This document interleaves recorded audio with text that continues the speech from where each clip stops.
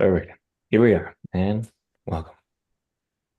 I've been really touched by a lot of the work that Dali and Meredith have brought into my life earlier, both in person, meeting them across many different events in the past year through Zev, with a lot of rage work and possibility management work.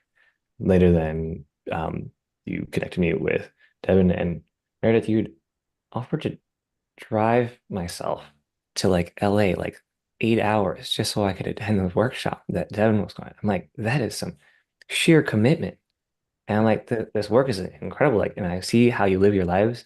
Devin, we then spoke a couple times, both online and then on a Zoom, and I've just been consistently really touched by how moved you are by like what you see for myself and our community and the world. And that's just so screamingly clear. You guys are currently at like the cavitation with Vera, who I'm just meeting now, which is this like experimental community crucible environment that I'll learn shortly more about as well. With the Yes. people who are present to the distinctions from possibility management, which is something I'm also here to learn more about today. And all this is also anticipation of you running a workshop here sometime in March here at Evergreen. And yeah, I want to share and highlight more of your work, which has just been beautiful. Yeah, so that's some high level context. And here we are now. And I'll just go into it and just like experience and play with some of the frames from possibility management and get a flavor of who each of you are and what this means to you and what else there is to share. Yeah, thank you. Thank you so much, Alton. I mean, I think even from the first time Meredith and Dawe told me a little bit about you, the what came through was how much you care about human potential and what is possible for people. And kind of what I get from you is also I think a frustration maybe, or something that we share about Mhm. the the sort of maybe mediocrity that people might be convinced that life is, or that is available for them.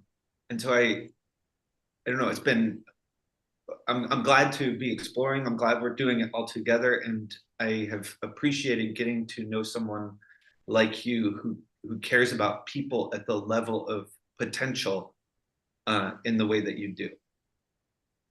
So thank you for bringing us here.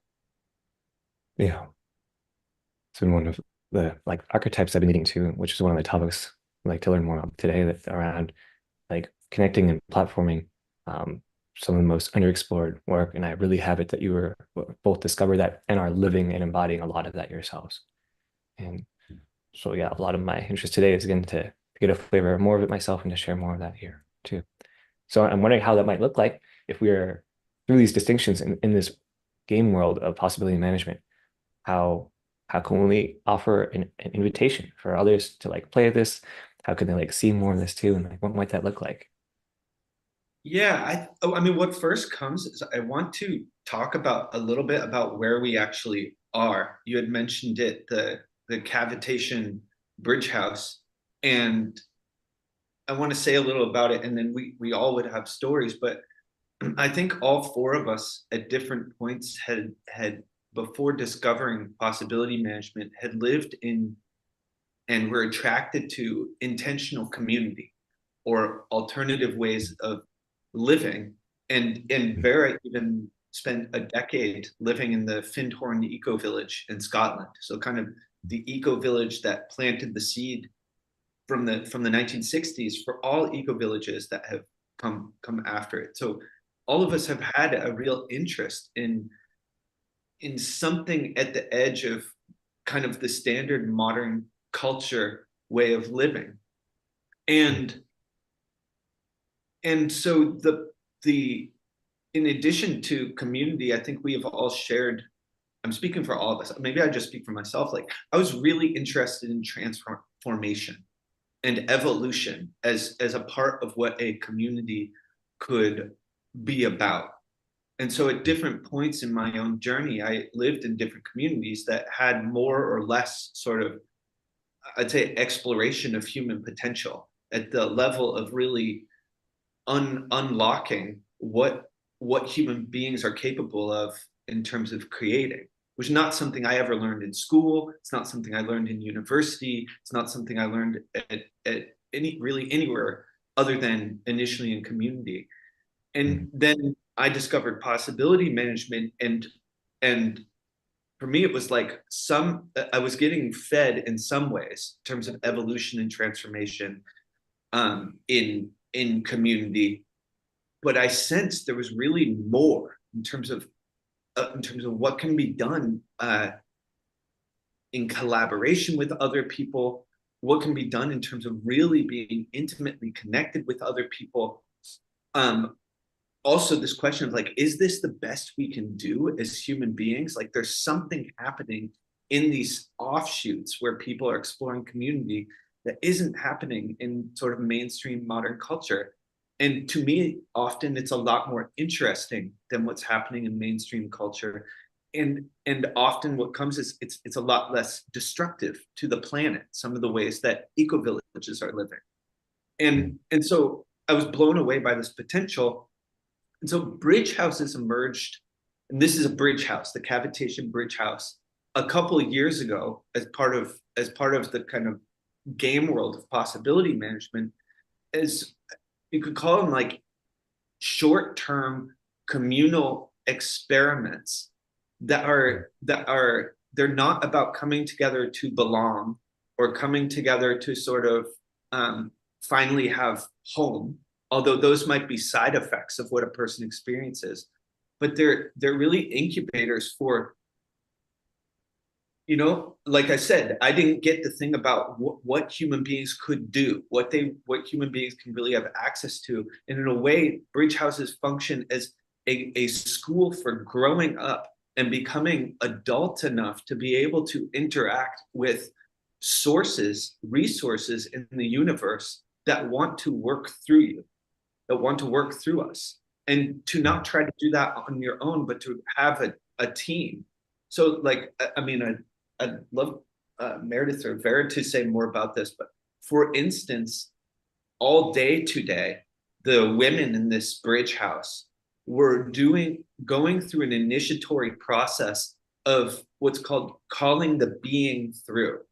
So a person has a kind of personality that is whatever, made up of their rules, their the ways that life should go, expectations, and then they have something called a being, which doesn't have those rules. It's an essence, and for the most part, there's not a lot in modern culture that allows that essence to be the place from which a person lives. And so, Mhm. for most part, a lot of people have a personality, a kind of construct, but their being is not that present in the world. And so today, the women spent the day one by one calling each other's beings forward. And Dawei and I and Clinton, who's the other man here, we were sitting in this living room, and it was like we were hearing this kind of waves of women being radically committed to that thing in them that has not been able to fully incarnate, to incarnate more. For some of the phrases I heard were, let the witch come forward, let the creator come forward. And so it's like these kinds of processes permanently change a person. They permanently shift what a person is capable of in the world. And so to me, this is a very different thing than a kind of intentional community or a eco village could be. But that's when I say bridge house, this is part of what we're up to. And their bridge houses are right now emerging really all over the world. We had one in the United States. Right now we're in Greece. There have been several of them in Europe, in Brazil. There's one that's more permanent. It's a different than a bridge house, but opening in New Zealand. Yeah. How So do people find out all about them? I imagine they get in contact with you because I imagine there's a significant portion of my community be very interested in bridge houses and participating in and contributing to. yeah, anything from either of you about, do you want to say anything about that space today? Well, what I wanted to say is that Bridge House is a space, like it's a house that is acting as a bridge of between patriarchy or mainstream modern culture and another culture that that we call archaearchy, the culture that comes after matriarchy and patriarchy have run their course. Mhm. And so there's even today we were talking about how there's been so many revolutions in the world and so many different countries and regions, continents. And often what happens is that there's a coup d'etat, there's a breaking down of the state or the government. But then if the people and the have not gone through authentic transformational processes that upgrades their way of thinking, meaning the upgrading their thoughtware, what they think with, then it is so likely. I mean, it's 9 times out of 10, or even 100% of the times, the next people after the revolution will just recreate the same sort of power dynamics than the previous government. It will just be painted a different color or just have minor adjustments. And so this bridge house is a bridge exactly between uh, what what the kind of thought where way of relating with the world has been, and kind of we all that are here in this call grew up with. And so to take down, unlearn, break down all these ways of thinking that are so crystallized in human beings, and discover, like really invent new ways of thinking, completely different, not recycle old ways, not reform other ways, not just tweak it a little bit or iterate it. No, invent brand new, completely new technology for thinking, for relating, for creating, for sharing, for interweaving with each other, completely different value systems that probably have never existed on the face of the earth in human culture. And so this is how kind of cutting edge archy and bridge houses can be, because it's really, instead of, it's not a theory or it's not philosophizing like, oh, what would it be if there was no material value, the material value wasn't important. But instead it's practicing, okay, what if at the center of our lives here in the bridge house it's non-material value, that is more value than any material value. Okay, then what's non-material value? Okay, what is each person's talents? And really, like you said, 100% committing to those talents being awakened in each person. So this is what we were doing today, the women. We were waking up, just really calling through all the parts that had been folded, um, taken out, forbidden to exist in the world, all the anything. You just, and so that the each woman's being, true being, not the adaptive, not the true archetypal and extraordinary nature, could come into the world. And so all these women were, willing to cajole, to beg, to like to dance to the gods in such a way that one woman could go through this process and be more here experientially, not as a concept, experientially here on this earth, basically. And so it's really, bridge houses are communities of practice, like living practice every day. Mhm. I'll just say a little thing to sort of paint a bit more how the culture here is. This came about because it was our dear friend Lisa's birthday. And she just said, for my birthday, I want somebody to hold this initiation for me. I haven't been through it. Calling and being through, who can do it? And then it's not even just, yes, I will do that for you, but it's, well, who else wants to go through this? And all the women are raising their hands and it's like, well, let's have the women create this energetic vacuum for each other. And so the thing is, I lived in so many communities before coming to communities that were contexted in what we call radical responsibility, which is really that unfairness is part of radical responsibility. I take responsibility for the overall level of responsibility of the space, and that is infinitely unfair. there is no like chore wheel in this house. It is actually just everybody radically relying on their integrity, on their generosity, on their aliveness to create what they want. And so, even just Alton from my conversations with you about like meal times, the way it's working here is somebody says, I'm the space holder for our communal meal tomorrow. And they get the help that they want. They create this beautiful lunch for us. And then they say, who's doing it tomorrow? Who wants to cook? And we've just had that. And there was no meeting at the beginning saying, well, we have to have one person every day, but we've just had that sort of generosity. And so that, meals is one thing, but then creating transformation for another person is another thing. And just that context creates such a clear column where people are willing to step up in that way. Mm-hmm. And so I noticed this most clearly. If you walked in the front door, or if you could stand outside the door, you'd hear kind of yelling and processing going on, and crying and screaming and go, yes, say the thing. And you'd hear that all the time, kind of just randomly. And nobody has a problem with it because our purpose is so clear. We're here to transform. And so there's none of that negotiation of, okay, what are the quiet hours? It's just I'm typing on my computer. I hear someone yelling in the background, and it's music. And I think it's music to everybody's ears because we really get what's unfolding for that person. And it's actually it's not so hard to actually just let that be my background white noise and let it inspire the article I'm writing or whatever. I just want to say one thing to what Dawe said. There actually was a conversation about quiet hours because Clinton has been writing books. He actually wrote a novel, maybe we'll show you, but called Cavitation. But so he brought up this thing of, can we have quiet hours in the morning? And and we all agreed, but agreeing has meant that it's almost like we are taking a stand. This is how it's felt, is we are all taking a stand for there to be quiet so we can protect his space so that he can do whatever he needs to do to write the next book.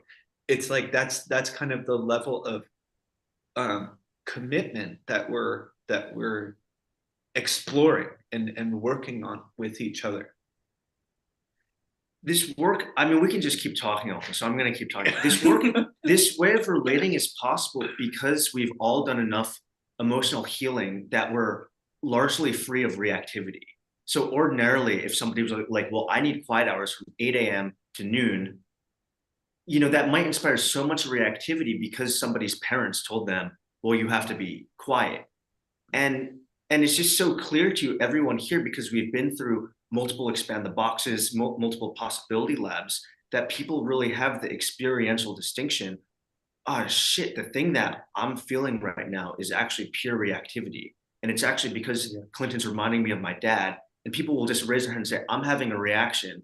Who here will hold space for me to actually go into that childhood body memory and experience how I decided I need to be a fuck you to any male authority figure and remake a new decision and actually come back when I can be present with this negotiation of intimacy and love that's actually happening. Right.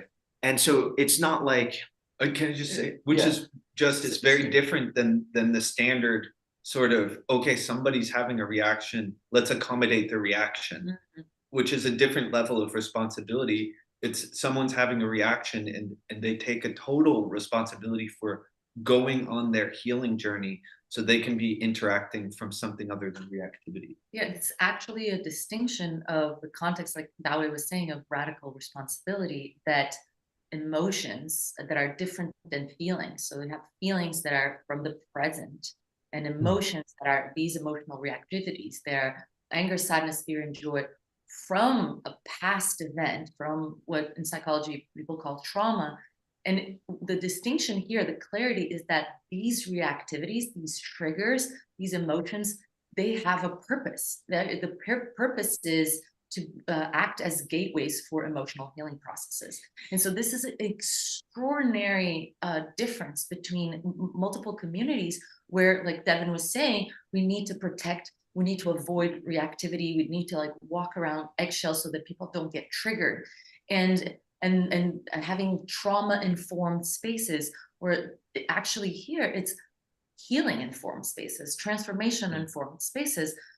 Not that we're like trying to push each other's buttons, we are trying to unfold our largest potential and the potential of each other. And when something gets triggered, okay, we handle it. Let's go. That's a block in the way. Let's go through the healing process.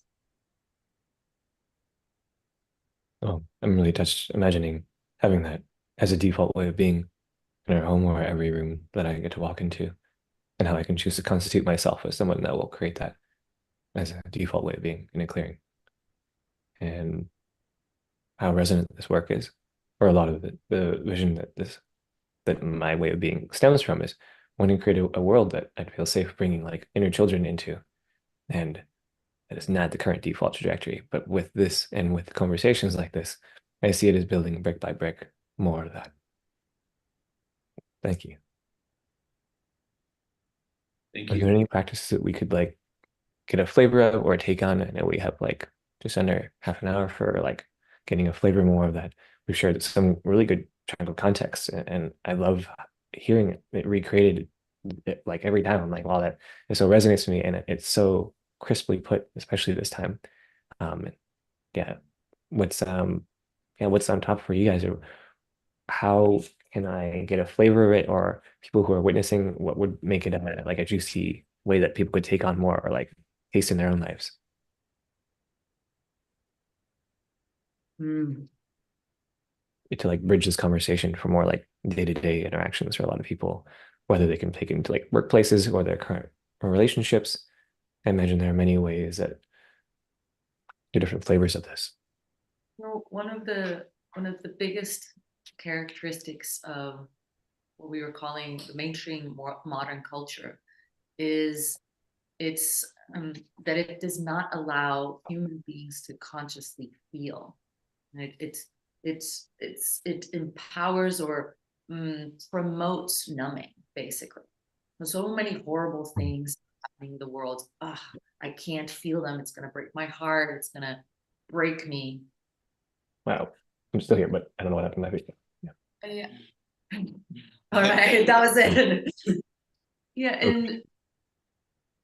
and so one of the biggest things that people can start doing is really to notice what is in them that is numb, and start their path in learning how to feel consciously. Because I, as a young girl growing up in Europe, I basically I thought that my heart, like all my feelings and emotions were a problem, and I felt so much, and I couldn't really adapt to the whole like keep it cool, trying to make it look good that I don't have feelings. And so I always thought that and a lot of people as well thought that there's something wrong, like I have to keep it collected, keep it together. And it wasn't until I started this journey of, oh gosh, learning that my fear has a purpose, has a use, that my anger has use, that my sadness has a use, my joy has a use. It was incredibly life changing. All of these, you can see all of these young people without direction, like kind of really lost. What do I do with my life? How do I even ask for direction? Like, how do I even learn about myself? All of these answers are contained within the person. And a lot of that clarity, 90% of that clarity, comes from the information and the energy of the feelings that a person has. So anger, sadness, fear, and joy. And so one of the things that I would really ask people to do is to investigate how they numb themselves to feeling, to having their heart broken, to feeling the subtleties of the fear, of their anger, and really lower that numbness bar all the way down in a safe space, in a training space where they can do it safely and see that they're not going to die or not going to break, and start really experiencing the power of their feelings. You talking to me? Yeah. Yeah, I mean, we could do some of that here, and so a really simple, we do rage clubs, which I know you've participated in, Alton, Mm. but it's I think you recognize that when you go to a rage club, it's not just speaking about rage or anger and not thinking about it. It's really doing something that we've been trained out of, which is feeling it fully in the body, letting it come out in the voice, letting the anger speak instead of letting the mind speak. And these are all skills, actually. They're skills that a person can start to practice and acquire and become good at for the purpose of getting the real energy and clarity and information from their feelings. Like Vera was saying, these feelings have they're like doorways or gateways to a kind of clarity about what people are here for, about what they actually care about what they need or want in relating. And so a simple practice, I mean, we could try here right now is just one person at a time. You could get a couple of minutes and we could actually coach you. But to just start saying what you're angry about and to really allow your anger to be fully present. Yeah. Fully. So it's say that louder. Yeah, what about, do you want to try Alton and Johan? Jochen. If it's okay that it's more like not necessarily what I am actually angry about, but just like to embody anger, yes. I'm not sure if I can immediately put my consciousness on something that I'm particularly angry about, but like Well, if so it's that's okay okay that it's though. That's actually where everybody starts because we've been so trained out of feeling anger. So it's actually the perfect place to start is just you would allow yourself to start feeling the anger and you might just say, I feel angry about, and you wouldn't have anything. But this is exactly, you start where everyone would start with that. So you don't need to think of something first. What do you right. say? I'm very open for that. And yeah, I've Yeah. known this work to be very transformative. And we were doing Rage Club a little bit last night. And yeah, every day we were doing the feelings practice of the four feeling or for emotions. I'm still trying to learn that distinction. For emotions are the main ones. So emotion, there's four emotions and four feelings. The four feelings are anger, sadness, fear, and joy. The four emotions also anger, sadness, fear, and joy. But the distinction in possibility management is that feelings are from right now. They're about what is happening right now. They're information and energy to be used right now, and they last for 3 minutes. So you get I'm angry because there's a noise in the kitchen and I'm trying to write. Okay, that's the information. I go to the kitchen and say, would you be quiet for the next 30 minutes while I'm writing? I negotiate. That's using the energy of the anger, and then the anger's gone. That's a feeling. An emotion, anger it can feel a lot like a feeling, but it's actually connected to something that happened in the past. So like always said, a person might have this reactivity and it's based on the fact that their dad was really authoritarian when they were a kid, but in the moment it seems like it's really about now. And one of the main distinctions between a feeling and an emotion, how you can tell, is an emotion will last longer than 3 minutes. So it might even be, I'm angry about this, I make a request and the anger's still there an hour later. How could this person have been making noise, or how could this person make this request of me? Who do they think they are? So this is the distinction between feelings and emotions. I would just jump into it with Johan if you're willing. Sure. So like if this is the invitation, I'd say, God damn, I'm really angry now that like you've been talking for like half an hour and like I haven't even been able to say a word, and I thought like I would be getting a go like 2 minutes ago, and I'm still, you're still talking. Yes. Yes, Something go. like anger. Keep going. Keep going. Say the next thing. Yes, don't even smile. Just keep going. Yeah, like that happens so much to me in my life that like some people are Yes. talking, I can't get a word out edgewise, and it's really annoying because like I have so much to say, and then there's like no one who even wants to listen to me, and I don't even know what to do about it.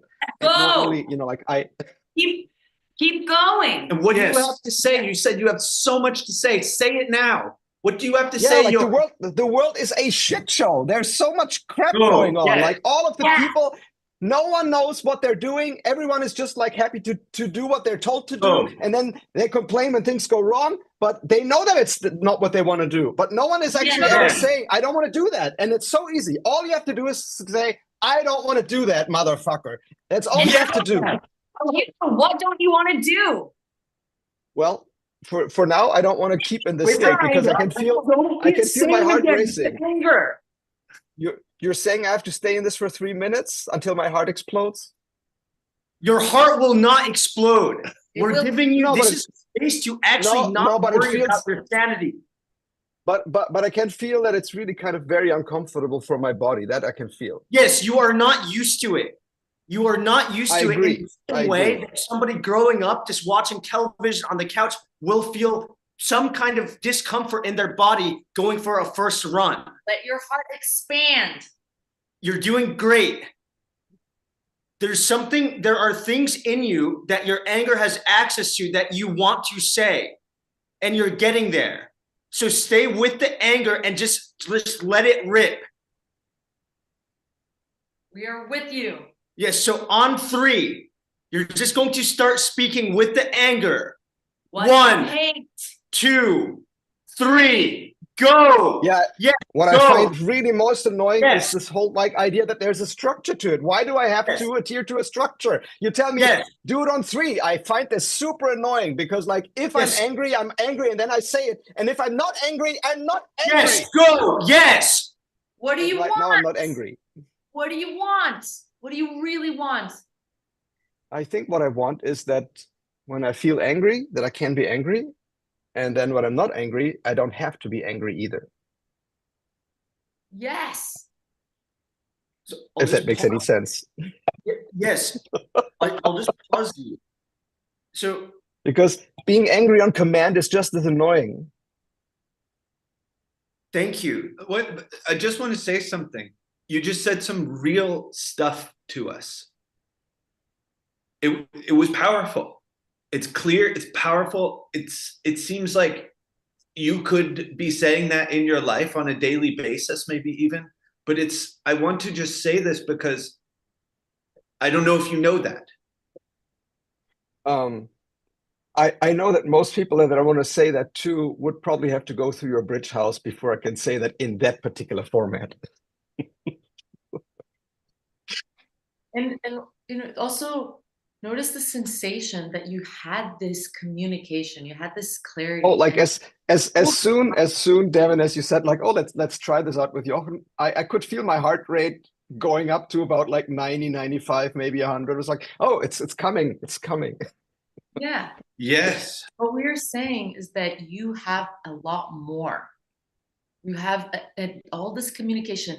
First, the way that it comes out when a person's learning how to feel anger consciously, it comes out with this, like, I don't want this. It's like, it's almost like anger against, like, this thing doesn't work, this thing doesn't work. And then it is possible, but it's less habitual to really say like what you want instead. What do you want? And to be able to also say it with that energy, with that passion, with that conscious anger.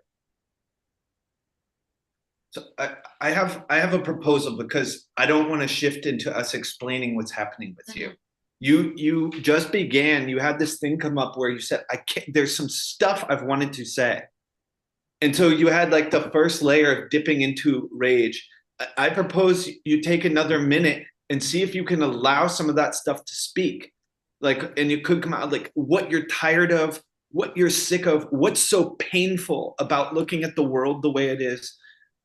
I want to hear that. Are you up for trying that? To go back into anger and to say it from that stance. Not just to say it, but like, because yeah, again, I think that I can tap into the things that produce the anger and not necessarily speak with that volume, but like that's so I'm trying to understand if the practice that you're suggesting requires to let the anger run me, let's say, rather than me still tapping into the anger, but then I run the anger, not the anger runs me. Well, it's like with people with anger being under some kind of control, like you can tap into the anger, but it doesn't run you. There are limit. Your anger has very, very valuable information and It energy does. and energy. Like And when half a year ago, my husband was let go from his job, and that day was so terrible for him. He tried to kill himself, and I trust me, I was fucking angry at the people who, when he left the building, and he told them, "Yeah, I don't know if I still want to live any longer." And I told him, "Yeah, then you should go to the ER." And when he told me that, like I was beside myself, and so I have things that I'm still angry about, but I can tap into that and feel there's still like this hot energy there. And I still know, yeah, this is something that is unresolved because the people I still at some point want to talk to, but I won't talk to them today. yes. So I just want to say something, which is what you have something. It's like most people with anger, it's like even if they can feel it a little bit, what's happened is they learn to tolerate a life where they're just kind of angry. And because anger is not okay, they try not to have it so much. It's like just try to be cool, just try to get along. And so when we're talking about human potential, I mean, I'll send this out to you, Alton, and also Joachim.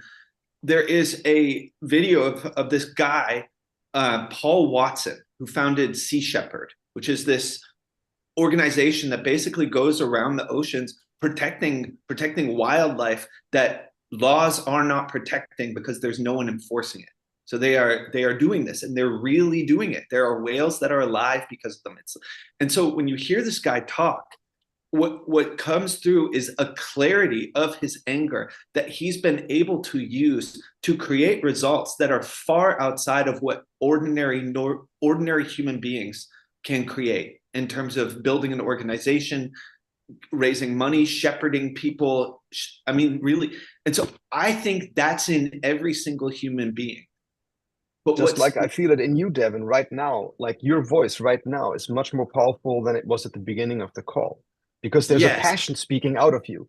And I think I'm totally okay with people tapping into this to be passionate. But there's a difference for me between embodying passion and telling people, I really care about this, and going so over the top that all the people hear is like, oh my goodness, I need to protect myself. okay. So I'm still sitting here wanting to hear what you really care about from your anger. I do not need Yeah. any protection from you. I what I really care about is people and institutions like the institution that let my husband go to learn that they're dealing with people, with fucking human beings, and that Oh, they can't treat them like little cogs in a machine where, oh, this cog has like done its job, out with you. That's something that I'm angry about. And it happens everywhere. just keep going. We want to hear more. Like, why does that piss you off so much? Because it has happened to me many times, and I know, and I have been asked almost to do the same thing to other people. Hmm. And that's I would say the prime dehumanization that I can do is to even say, you're no longer a human being right now. You're just like something in a spreadsheet, and I'm done with you, and off you go. And it's like, look at any place where I meet strangers in a bank, in a supermarket, anywhere, and that's how people think of one another. It's just like a function. You fulfill a It, function, and if you don't fulfill this function, you're of no use to me. yeah, it's business as usual. Yes. In a Well, patriarchal culture, it's that is business. business as usual. Yes. Or it's business. And Joachim, we discovered that what you are angry about is what you care about. Of course. Otherwise, you wouldn't feel it. And so it tells me that you care so much about dignity of human beings, and the way they treat each other. So you could let that part speak too. I care about people treating each others as human beings, and which really means a little bit like what you're doing, to understand what it means to be a human being, that you do have feelings, and that it's really important to not pretend that they don't exist. So that's why it wasn't that hard to hold in for like the first half hour while you were all talking, because it is what I care about, even if it wasn't maybe presented with as much passion. Because I'm pretty sure that from the demo, everyone who will watch the stream until this point has gotten it. And where I would go with you, I mean, maybe you could say something about this now, but it's like, what could you do with that anger, that clarity, the stand you take for human? So that's the thing. I think anger gives you energy. It doesn't give you clarity, at least not with regards to strategy. I think it will give you the force to go through with your strategy. But anger itself doesn't tell you which is the best strategy. For that, you do need to think a bit about it. Well, it was pretty clear what you were saying. I'm saying what I'm angry about. Yes, it's great for diagnosis. It's not good for prescription. Let me put it that way. For me, and I'm not saying that anyone who wants to act out their anger shouldn't do it. That's up to them, right? That's maximum self-responsibility means the way that I take responsibility for my behavior is that I do let my anger do the diagnosing, and then I let this part do the strategizing. But I think that, I hear what you're saying, and I think that's the same kind of thinking, that it's reasonable. It keeps us in the realm of reasonability, and the realm of reasonability is getting insane results on the planet, awful results. That would mean so, and now I can feel my passion come up. That would mean that I say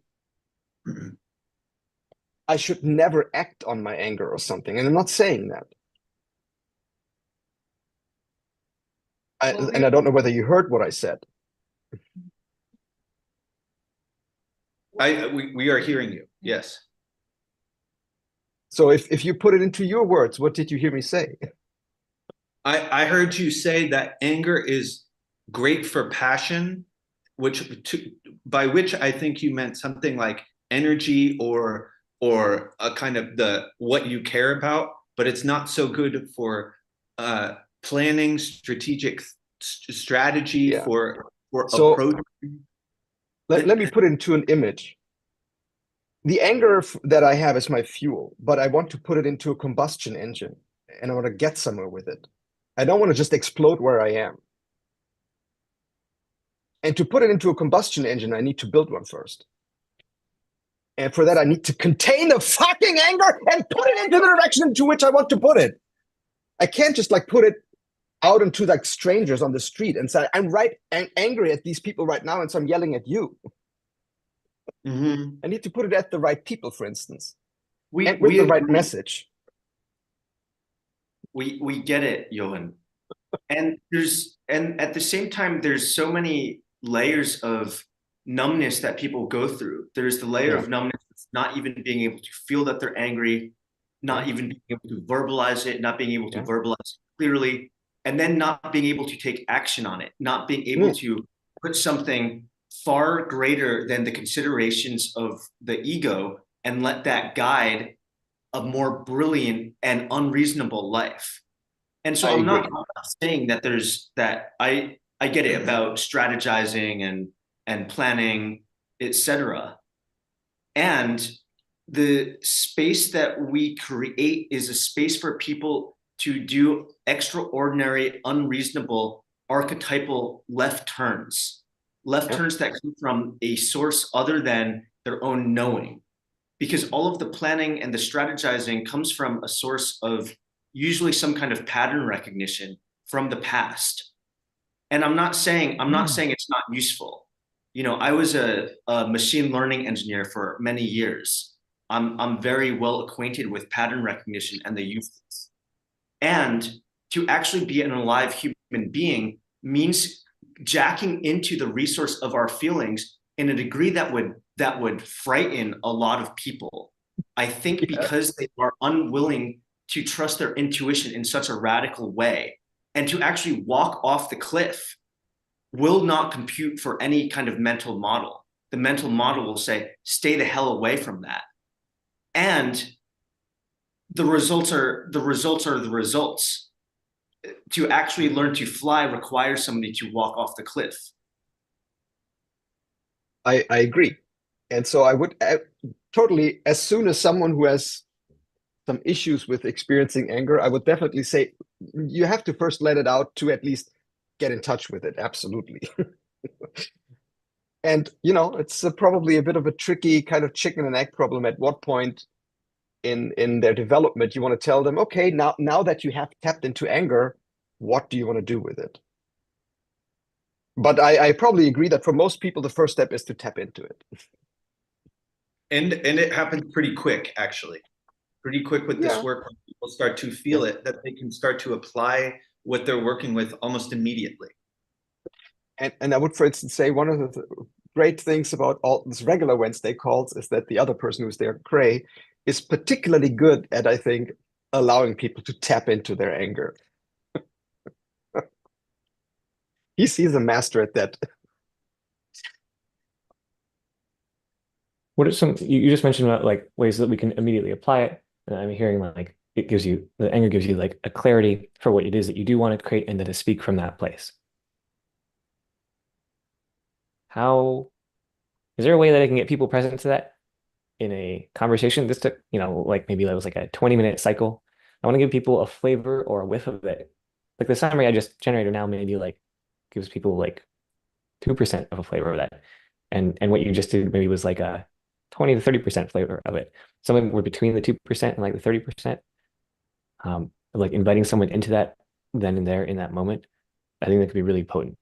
And most acknowledging it's a couple minutes to the top of the hour, but just to like have like a specific like takeaway or a thing that people can mull on and start to notice in themselves. And as they shift and they're like, oh, that was as a result of hearing this conversation, that might start becoming more apparent or more available for them. Let it rip. I mean, we could do push shoulders in 2 minutes. Well, he's asking for something lower than that. Yeah. Okay. So we work with 4 feelings because it starts to work this emotional body that people have. And so people will have this sort of noticing of, I feel frustrated or I feel annoyed, or they might not even have that sensitivity. But the practice would just be to start saying, I feel angry. And then I feel angry because. Mhm. And to actually you could just text a friend 4 times a day, set an alarm 4 times throughout the day and say, I feel angry because. And they can say more. You could ask your friend to say more. And you might be surprised at how much there is. What we're really pointing to is to allow the anger to eventually create new space for you. Because your anger is your clarity of what you care about. It's also your boundary. And so it's your ability to start carving out new energetic space away from the assumptions and expectations of those around you, away from the assumptions and expectations, the pressures of the culture that you were born into. And really like this thing, I mean, it's heartbreaking the way that people, were talking to your husband, Johan. And to do that to another human, you'd have to be kind of numb. You'd have to be so numb, and your basic thought would have to be something like, well, I don't care. I don't care. I'm going to say the minimal thing that gets me out of this situation so that I've completed that. And if people actually were angry enough to realize what they were doing to other people, I think they would create the space, the time, the slowness in the schedule that they could actually have a real conversation. And so that's it's so much. It gets down to creating a new context at the level of being, at the level of beingness, where you could start to defy social conventions, not out of rebelliousness, but just because it's what you care about in the world. And that's the foundational building block for all of this work, for actually starting to feel sadness, because it's generally not okay to feel sadness also. It's generally not okay to feel fear. It's even sometimes not okay to feel too much joy. So when you have that locus of authority, then all of the 4 feelings can come online. Then other things like a witch lineage can start coming online. And maybe even, that anger is to create a new kind of work culture. Totally different organizations, professional organizations, where that kind of what we're treating humans as human beings can happen. And for that, there needs a lot of anger to take stance, to not recreate inhuman work cultures. So this is what Dao is really referring to, and it needs quite a lot of anger to keep doing these things. And I just want to say, anger does not necessarily mean you're screaming at people. Like it's anger, like when an athlete is trying to make it through their last push-up and they're really pushing, it's like that is a conscious use of anger. When someone creates an organization that's about stopping Russians and Japanese from illegally poaching whales, that is a conscious use of anger. So it doesn't mean that you're running around screaming at people or strangling them or something like that, but it means you have access to that.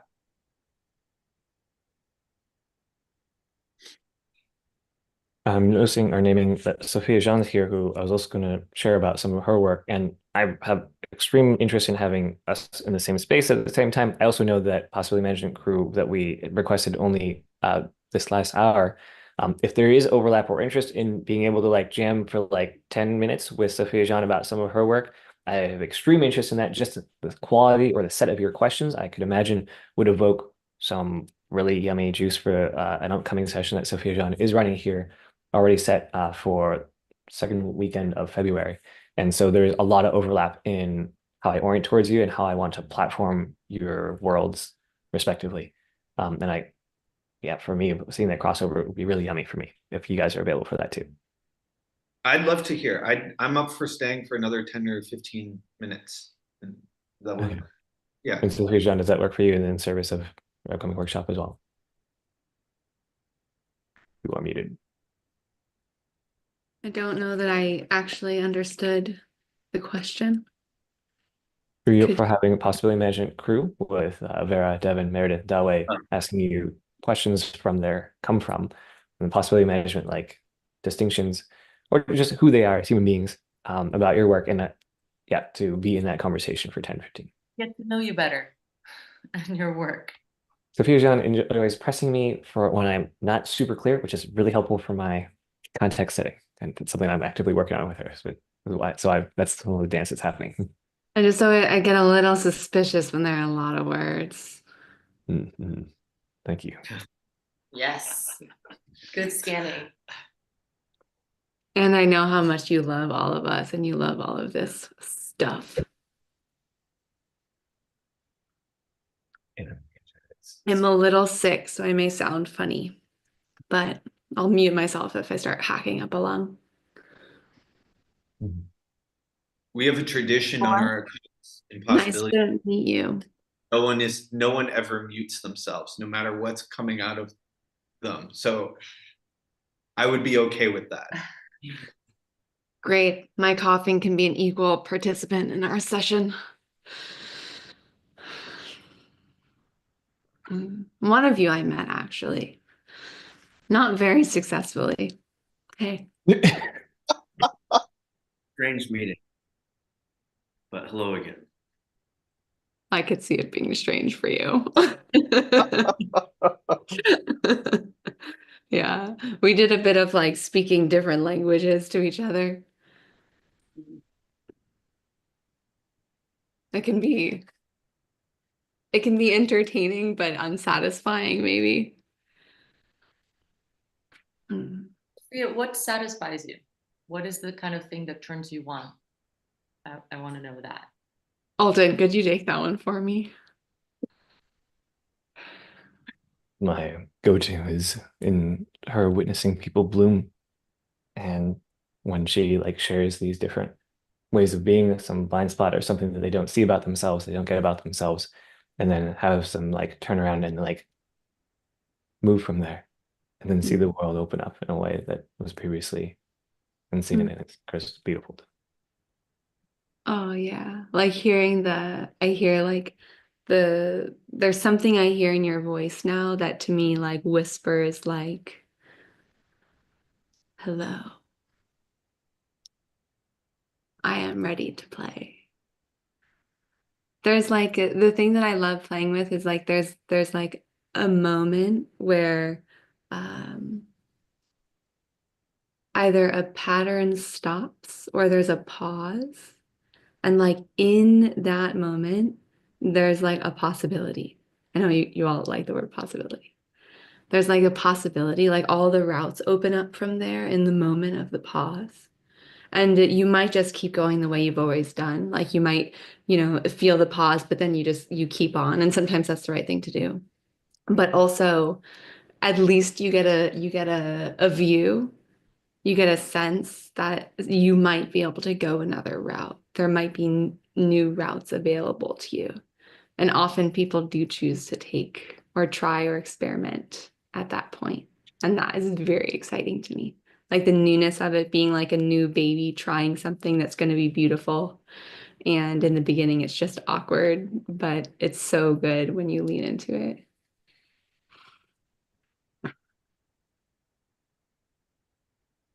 Num, num, num, num, num. Hmm. I'm sorry. And I'm interested in seeing what overlap there is, if any, or like what game world distinctions could be brought into like more of this dojo or kintsugi flavored engagements. Um, maybe No, particularly don't impressive, go but away, Alton. Come back. okay.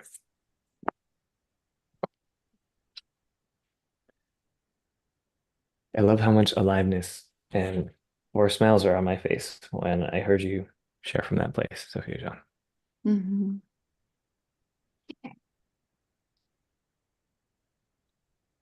I know you love this stuff so much, Alton, and I'm always curious to hear more from you about what it really means to you.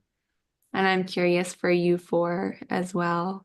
Um, yeah, like what's beautiful to you or what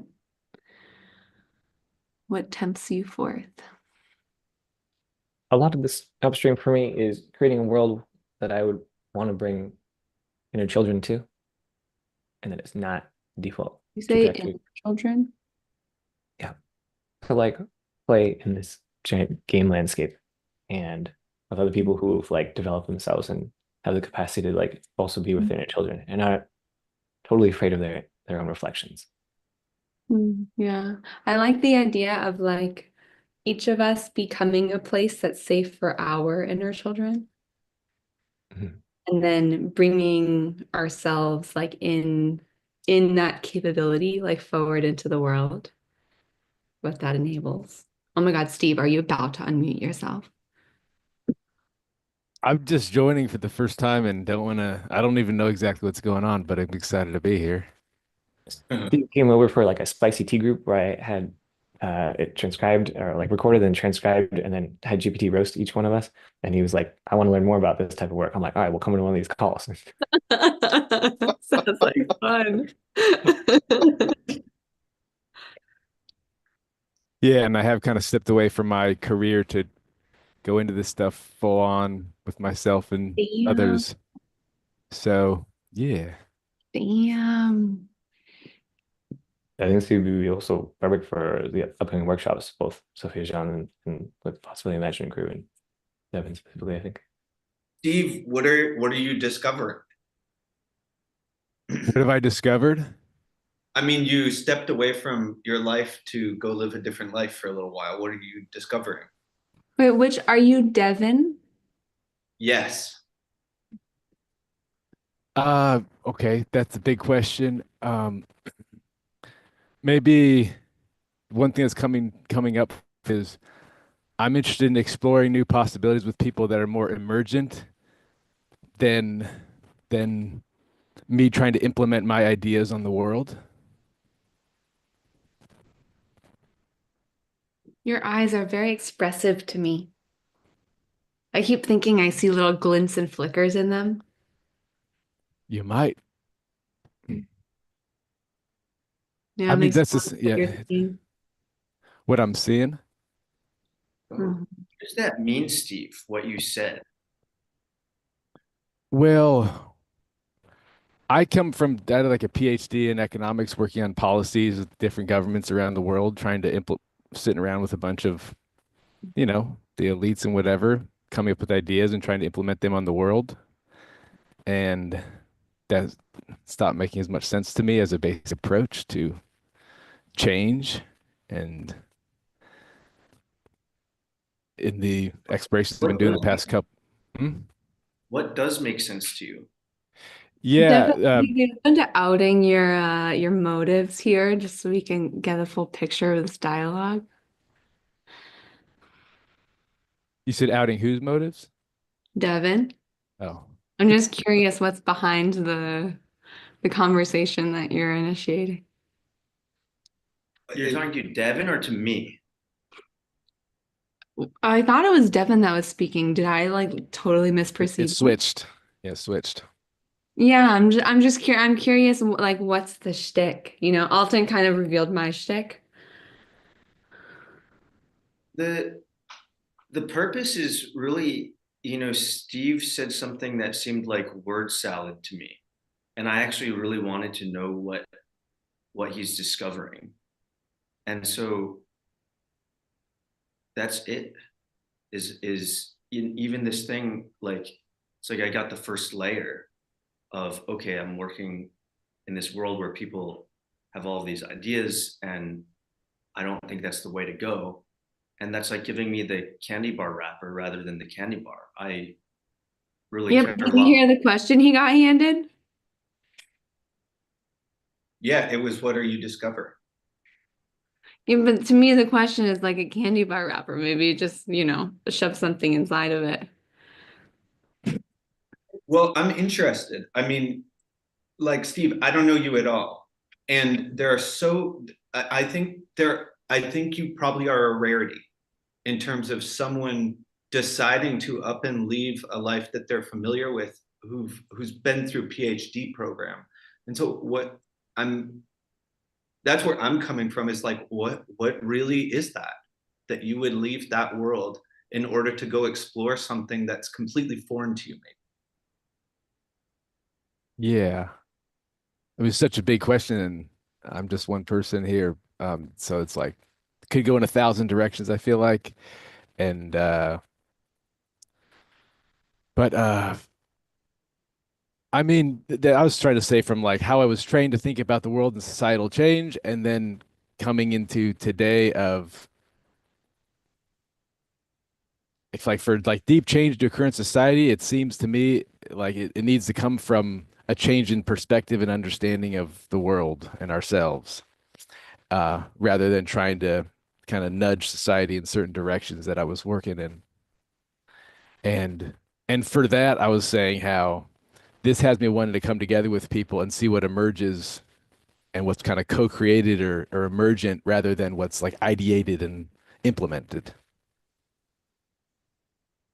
And I don't know if that still sounds like a candy bar wrapper.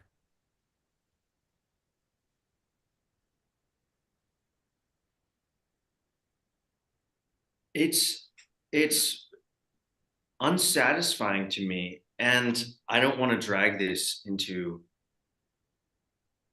a conversation or a meeting you that would probably have to take place in a different way right now. So thank you, Steve. I feel like to me, he's responding in kind. Like to me, his response was perfectly in kind to the questions that he received. And so I wonder if you want something different from him, that you might hand him something that would like resonate with or invite the kind of thing that you're looking for. I Because you kind of seem to be putting the burden on him to give you something different. yeah.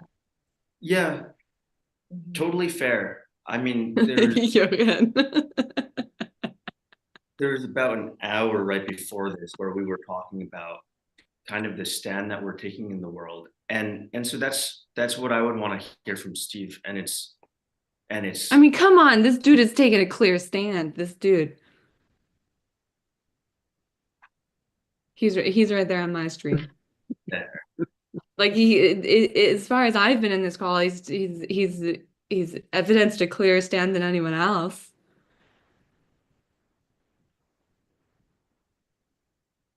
Yeah, the thing that was missing from the context of the question that Devin asked is a kind of the context of the pain, you know, of what is the pain behind what's when someone, and I think it because it's a kinship, because a lot of, you know, the four of us, and I'm sure that all of you here are taking some kind of stand that comes from a certain hunger, a certain yearning, a certain longing, or a certain even kind of discomfort. We call it pain, anger, sadness, fear, or joy about how things are, of how some things are going. And it was more this, what I got is like more of a colleagueship, but it missed the part of the pain and it revealing ourselves as a first question. And so I want to say that I had just like the biggest day. I went through a 1 hour really big initiation where four women were all putting their hands on me, begging me for my full being to come into this body, the full unknown being and talents that I can't even fathom what they are. But so I'm going to keep it a little more short than I'd like to, but that's where it comes from. It's that we are kin, you know, that there's pain. You left something that was painful, you know. Jochen is living something that's painful, and to meet what is possible, you know, like you're trying to meet what else is possible, and it's exactly what we're doing, trying to meet, invent, discover, pry out from the seas. We had a woman in our house talking to Poseidon. It's just kind of like really talking to Poseidon, being like, what do you have for us? And so it's the conversation from this side is, hello. Like, what cool, how fun that you are here. And I want to hear all of the gold that you have. And we want to share all the gold that we have. And that's, for me, that's what I heard. But it didn't have, I'm used to the context. And so I can understand that it wasn't very generous on our side.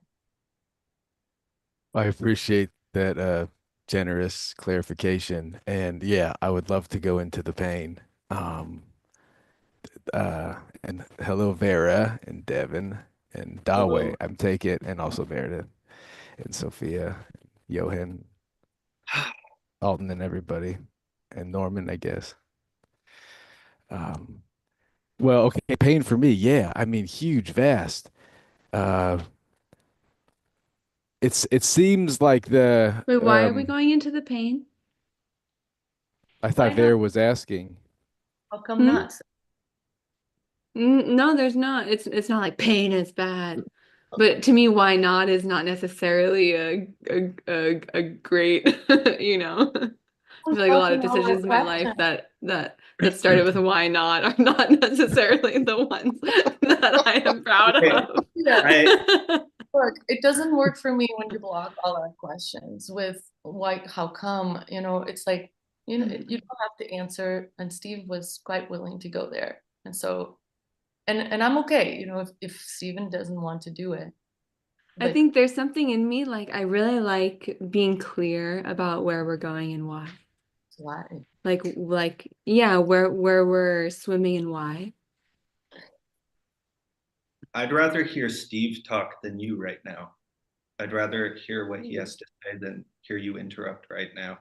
Would you Very be good. generous enough to give him 3 or 4 minutes or 5 or 7 to say what he was starting to unfold? I don't have any problem with listening to Steve. I very much enjoyed Steve talking. Alton, do you want me to come back at a later time? Because I'm wondering if you guys need a little bit more space to do something that may not involve me. My interest in this hour was to highlight more of your work, Sophia Jean, and to share more of how that would overlap with possibility management or not. And like this is for me like fascinating dynamic of the different ways that you would approach evoking from somebody. Totally, yeah. Like I can talk about like You know, I think the question of like, do we go into pain or not is a really cool one. But also, I'm not getting the vibe here that you're interested in considering why or why not, you know, or in considering the direction. And so I don't know how to go from there if that's not really on the table, if the conversation isn't on the table. Yeah, I think The high level thing was to highlight like the different approaches to having like different flavors dances in This life. might be a really great example of it then. Mhm. But I think it's a better example if we can talk about it. Like if we can talk about why would we go into the pain or not? okay. So then that's was my I wasn't clear about that because I was wanting to meet Steve, you know, because but if the conversation goes into let's talk about your way of approaching and let's talk about my way of approaching, that's a completely different invitation. And so I'm okay with that.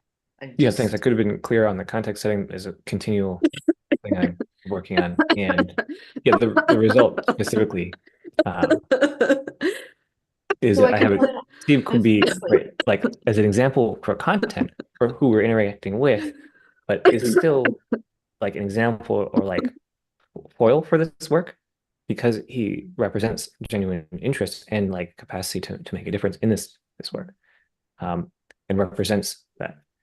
Um, that's my orientation towards this current setup. Thank you, Alton. Sorry, maybe it's because it's really late here and I'm not quite sharp on my brain. Thank you for clarifying. And Sophia, I can tell you why I asked about the pain. It's because there's clarity. There's a lot of clarity in pain and anger. And when I say pain, I mean the anger, the sadness, the fear, and the joy. All of them have clarity about, in my experience, what the value, what really is important, what really is at the essence of a human being beyond their even like a lot of the survival strategies and the like beyond the kind of programming.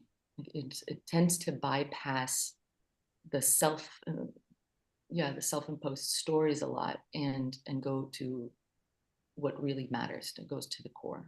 And so that's where I was coming from.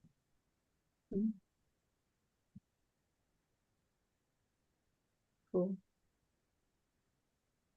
Sophia John, what do you I make of your Sophia John, what's going on for you?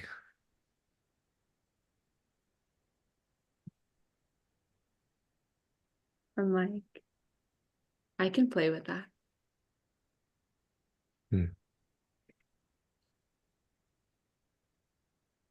What's it staring you? I still can't tell if I'm not even, somehow I can't exactly tell. I can tell when Vera's talking, but I can't always catch whose mouth is moving otherwise. And so I'm not sure who said what. So I feel the opening to the conversation there, but then with the other three of you, I think Meredith, I'm not sure if I've heard you speak yet. Yeah, I've been pretty quiet today. Ah, hey. Hi.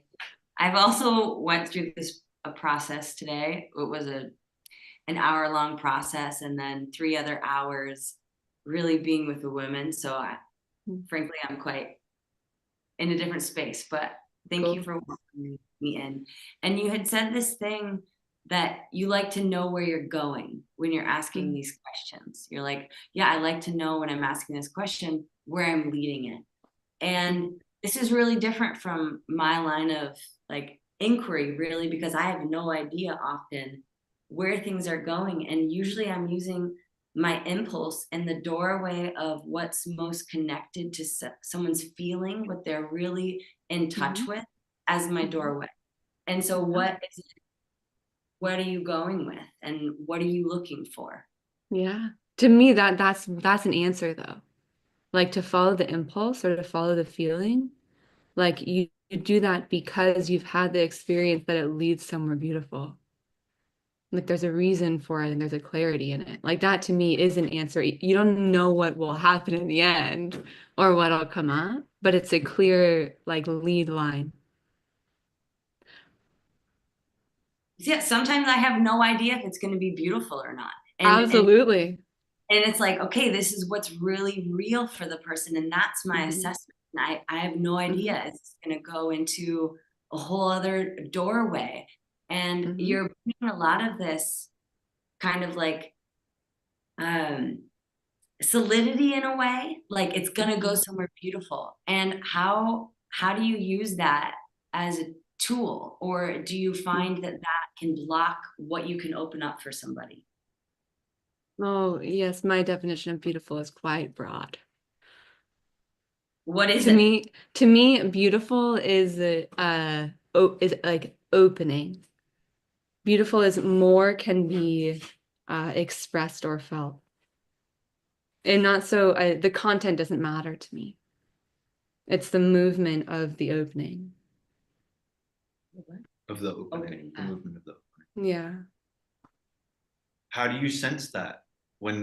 How do you how do you notice when someone's opening or closing or shifting or unfolding or collapsing, or how do you notice that?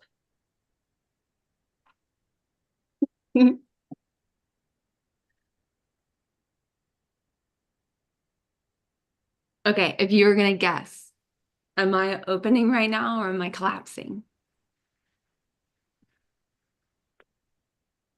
I think you're pretty neutral. I'm not getting much. I'm getting diverted. Like you're like, Yeah, let me pause, let me divert, like let me put it back on you. it felt like a block. Yeah. Your response.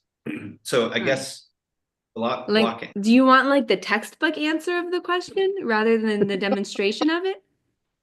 Well, no, I'm just saying what I experienced when you just did whatever you did. Mhm. So I wouldn't want you to, I'd want you to discover it while you're speaking to me. I would want you to, whatever's happening in you to practice giving words to it, so that maybe something new that's never been said in the world could be said by you right now. Something you never said before, even. I want to be in discovery with you. Has Why do anyone you ever? think I've been doing this whole time? Well, so that's, I'm Do just you think saying. this is a script I'm reading off here? No, that's what I'm inviting you to do, is to go But I'm further. already doing that. Keep going. We'll keep going. I am, yeah. Yeah, I also feel flabbergasted by this exchange, and also for you guys to have, or Meredith, for you to have read Sophia Jean as neutral when she asked. I thought it wasn't. I thought she was helping like lead the lines, or like the breadcrumb that in my world she was like glowing and blooming. Uh, But people And can see me different ways, right? That's totally fine. That's totally fine. You could see me as one person could see me as totally closed, another is totally open, and they can both be right in strange ways, right? yeah, I'm yeah. just naming that I feel flabbergasted around that, and Let me clarify. I wasn't saying that she was closed off and hiding in a corner. What I'm saying is the moment before I asked her the question to then the next moment, I'm talking about this really small change. Because really trying to find the thread of like, which direction am I going in? It's a really small shift. Yeah, In there was a fact, moment where I was like, how do I want to respond to this? And I decided to go for the demo rather than like I could have given you the verbal description of how I would do it or something like that. Mhm. could have been a lot of things. And so I'm not saying, yeah, that's where my reading comes from, Alton. thank you. I I appreciate wasn't But I open can with tell my you, decision process. I can tell I you, Sophia, there was a call you and I were on 4 or 5 weeks ago. Mhm. And while I was on the call, I actually felt like quite uncertain about you. And then when I rewatched it, I felt so warm towards seeing you again on the call. And I noticed it had everything to do with how I felt during the call, right? Oh. So, like, clearly, whether or not I read you as warm has much more to do with, do I feel Mm. safe in that moment? Would I feel safe to tell Sophia what is going on inside of me? And if I don't feel safe, I don't read you as warm. But that's Mm. in here. So, Mm. Oh, yeah. I had a breakthrough moment like that one time. Like, I rewatched a call and I had felt like someone was really criticizing me. And I rewatched the call and they were just like being kind and encouraging me. And I was just like, oh my God. I can't trust myself at all. It's such a beautiful moment. Such a beautiful moment. Yeah. we're doing this like handshaky thing over here, and really just celebrating that kind of ability to observe yourself and go through that process. So that's our celebration.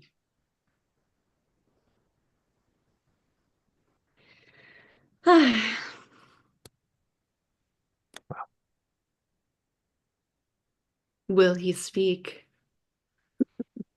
So, Sophia John, how would you like shape or take this room here? I mean, I'm like, you have a certain orientation and a I'm theory of drawing Steven. okay. He looked like he was about to speak. I want to draw Norman in. I like it when we all really weave together. Like, it was so good to hear like Meredith come in and hear like your perspective and your process, and hearing Jochen. Am I saying your name right? Jochen? Hearing Jochen come in. I like when our threads like start weaving together.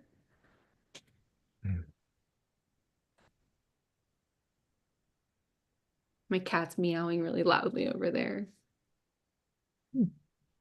I guess I'm appreciating the like conversation about the conversation. And then wondering to what extent is it, more felt than thought, I guess. So Sophia Jean, we were just talking about this process, like how do you call people forward? We're doing the process of calling this being forward. And I see you right now wanting to interweave. And so how do you call people into your space and bring more of them out? How do you do that?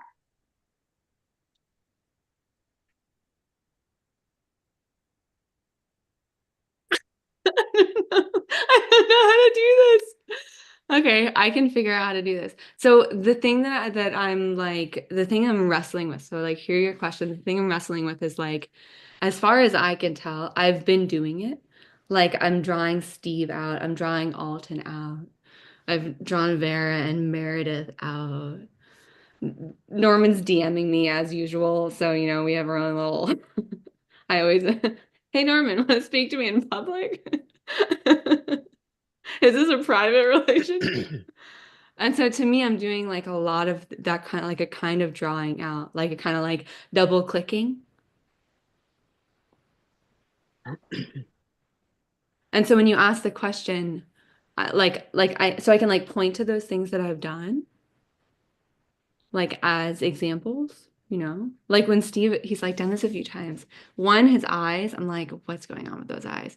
And two, he'll start to open his mouth like he's going to speak. And then he hasn't said anything. And I'm always like, wonder what would have come out there. So I can show that I'm paying attention and that I want to know, like I'm curious. The way that we draw people sometimes is asking these kinds of questions. So that's our. I'm getting that. Yeah.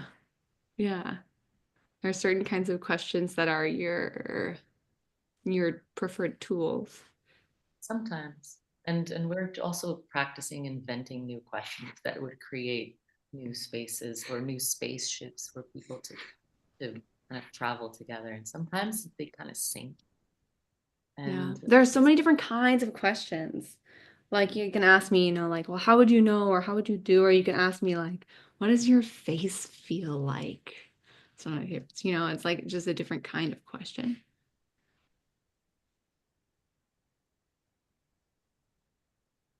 Do you like how much do you want to lick my face when you see me? It's like a very different kind of question.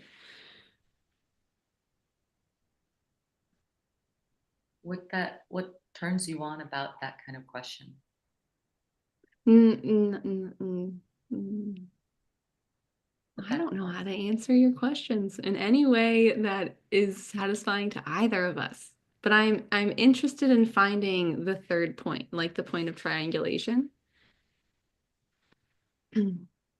I feel like Sophia Jad and Possibilities coaching crew, you're pointing to the same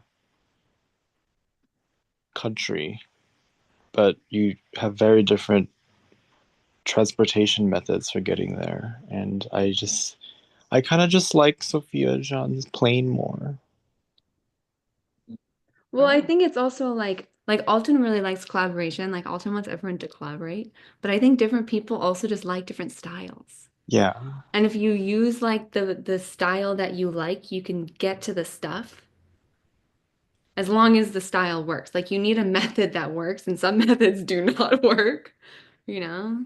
But there are a lot of methods that do, and they will get you there. And if you like it enough, you'll keep doing it and it'll get you there. Like I see what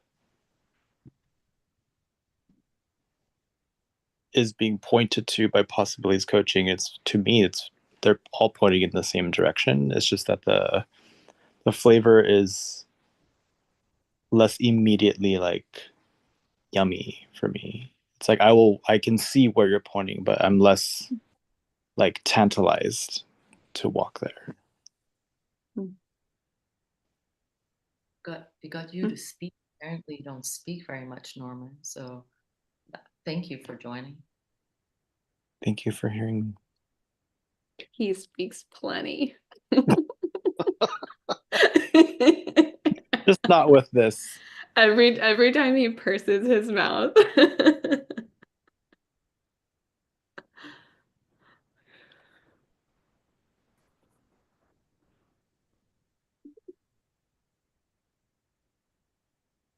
Okay, I'm getting more flavor of maybe this is me. You're like, well, these are all my favorite foods, so let me put them all together in a blender, and then Well, I also think like I think you do want to do that. But I also think like to me like this is also just how I like to play. Like like I do this because I think it's good, but also just because I like it. And it's the way I like, it's one of the ways I really like to play. And when y'all are asking me the questions, I guess there's part of me that like doesn't quite believe, and I could be totally wrong, that like doesn't quite believe that's like really the way you'd most like to play. But it totally could be, and I don't want to like be narrow-minded in my ideas of what most turns all of you on.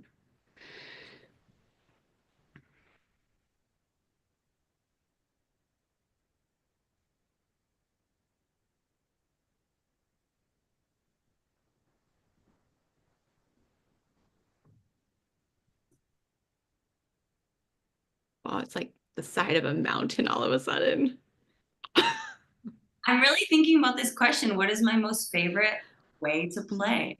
And no, it's not this. It is, and and how can I bring that forward to you in 10 minutes? And it's like I don't know how to In do like that. 3 seconds. Yeah. It's like amazing how quickly you can get a sense of the flavor before you even have the whole download.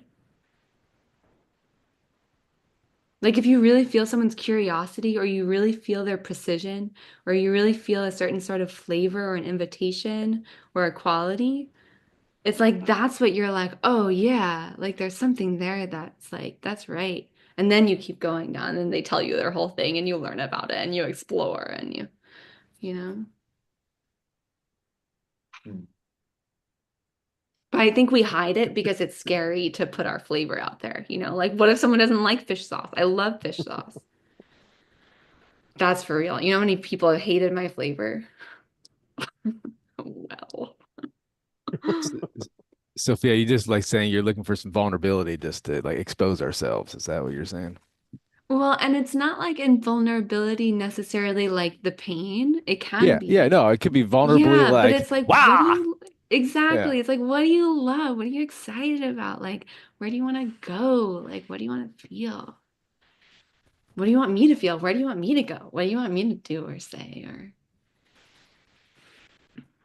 experience? There is an immediacy to it.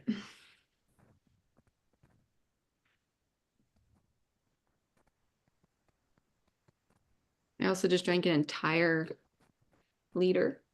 Whoa. Norman, I'm waiting.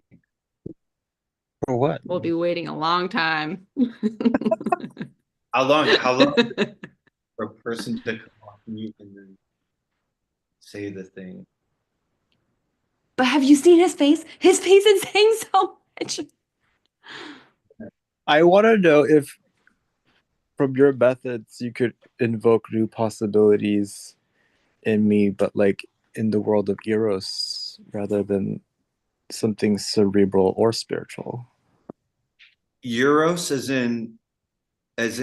so I'm in Greece and they have these little things called euros that you curl up into it. Is that what you're asking for? We started by, you told us about the fish sauce and the ice cream, and we throw that in and then we're into a whole other can of worms. I don't know if I can handle that. So did you say euros? Wow, Eros. you just mixed a lot of metaphors there. Euros. Eros. Oh, okay. Also Greek. Also Greek. Okay. Cans of worms, ice cream, fish sauce, But euros. the orgy of metaphors was kind of yummy. Yeah, that was wild. Well, yeah. Mm-hmm. Would you say your question again now that I know what you're saying? Yeah. Like, I want to know what new possibilities you can invoke from me in the world of Eros rather than the spiritual or intellectual and even emotional, which seems to be the dominant flavor that you play in.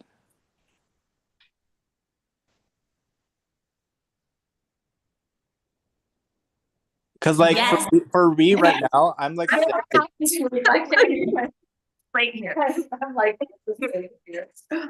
the answer is yes. And the question that you're asking, the way it's landing in me is so vague in a way that it's like, what do you want possibilities on?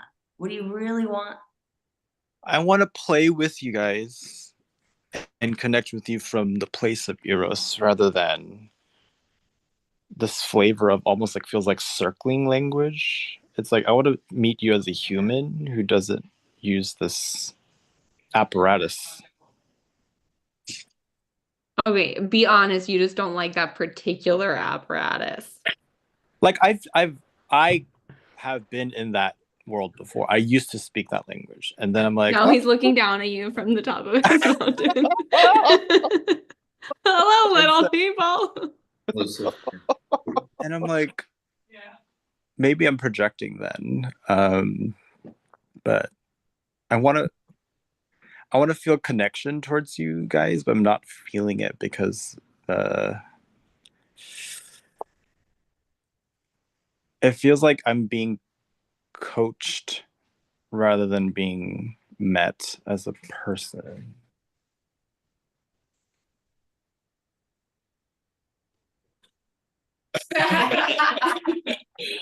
Okay.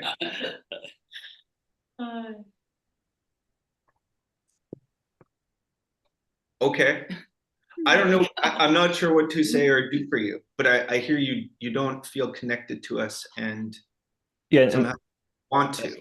Norman, I just want to also add the context that the first hour was more of them sharing, possibility management sharing it, and then I did have the second hour is more for Sophia Jean's flavor, where the intention was to highlight like the different approaches and also to see how they would interpolate or like mesh or not, and like to learn that for me.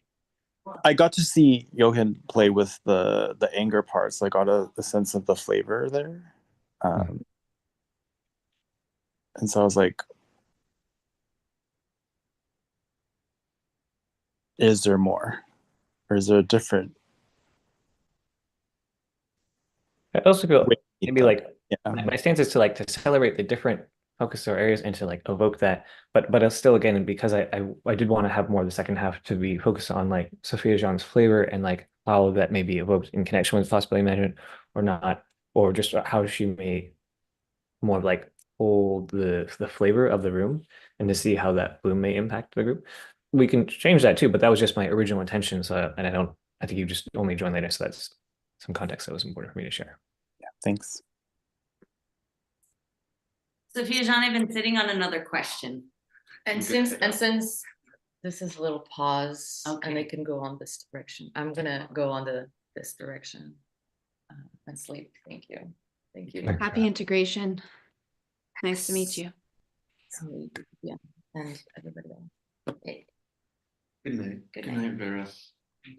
And I also want, you know, you'd have your space to showcase you as well. So maybe this will be my last question for you, but as you're talking about really exploring with someone, and I see how you're really being with them in a lot of other close impulses, like you're reading Stephen Norman's facial expressions and being with them. And so I get that you're using a source of information that, and I'm wondering, like, what kind of sources of information are you using to go somewhere with someone? What about you? Talk about yours, because you have so many. You pay attention to so much unbelievable stuff about people. Yes. And one of the yes yeah, and no. no. No. Okay, one thing I want to bring online that we work with is this thing of 5 bodies. So you have 5 bodies, and your mental body is one of them. And so we're living in this world, in this space here, like asking questions. And I'm even getting it from Norman. You're like, it's not the flavor I like. Well, this is like one genre, one source of information that we use is this mental body.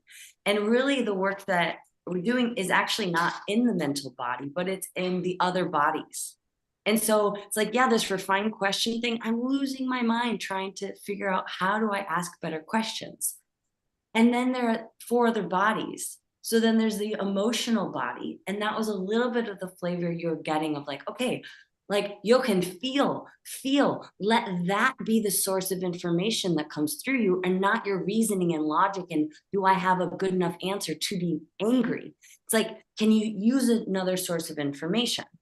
And then you have your energetic body, and fine tuning the skills of the part of you that knows the sense of timing, the sense of space, and these other things. And Sophia Jean, I get what I'm getting from you is you also work in the energetic body.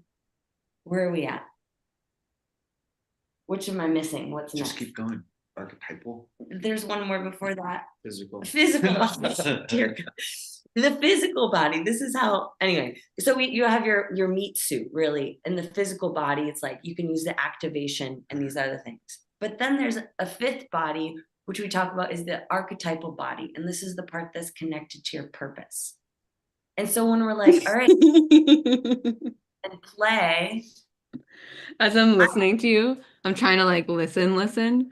And the thing that I keep hearing, and maybe the lines are crossing, I just keep hearing like, use me.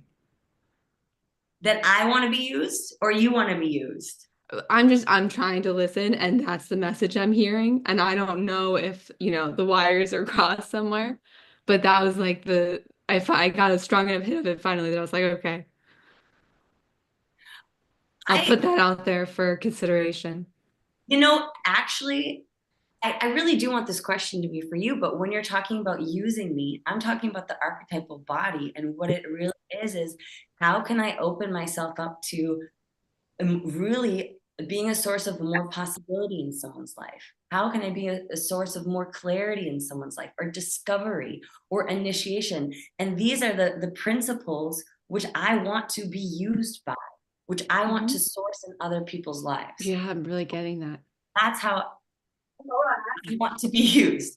And this is where I'm coming from. And so my refined questioning is not my tool. It is these other bodies and having access to all of that is more of my tool. And I'm asking, what resources are you using?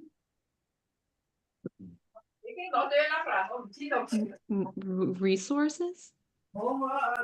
Yeah, you're I see you doing a dance, not little, but I'm saying little because it's refined.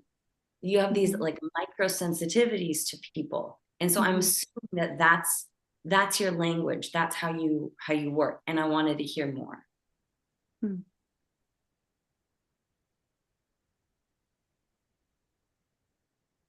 So interesting. I'm really getting like there's the flavor through our whole conversation of like the content and the meta. Like when you say, do you want to hear more?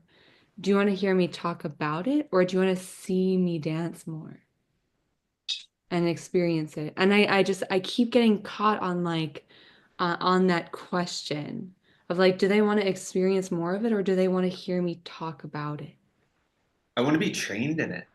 I mean, it's like I want to, um, like magicians or witches or whatever coming together to say, hey, how do you do that? That's magic. I don't know the technology, but what I get about you is, Sophia, everyone on this call so far who knows you has indicated in some way that you're a life-changing transformational agent. I don't know what you call yourself, but that's how it seems to me. And so it seems like you have some valuable tools that if you could train other people in them, your impact would be different than if you just held on to them and did your own thing. So that's what I'm interested in Meredith's questions, is like, how do you do what you do? And if you can't articulate it, well, how could we listen in such a way that you could, so that it would be trainable? Yeah. I mean, so I'm doing for me, I'm doing quite a bit of teaching right now. I run groups every week. I lead various kinds of events and retreats, and I have lots of conversations with lots of people and doing a lot of coaching. And so I mainly do it that way. And also I come here and I have fun playing here. But one of the biggest challenges that I've had is that it's very difficult to explain. And you can notice it and feel it by watching it, and we can learn about it and say things about it. But really, the learning is in the experience, and there's no way around that. And there shouldn't be. Like, without that, it would be nothing. Be like this. Be like, man.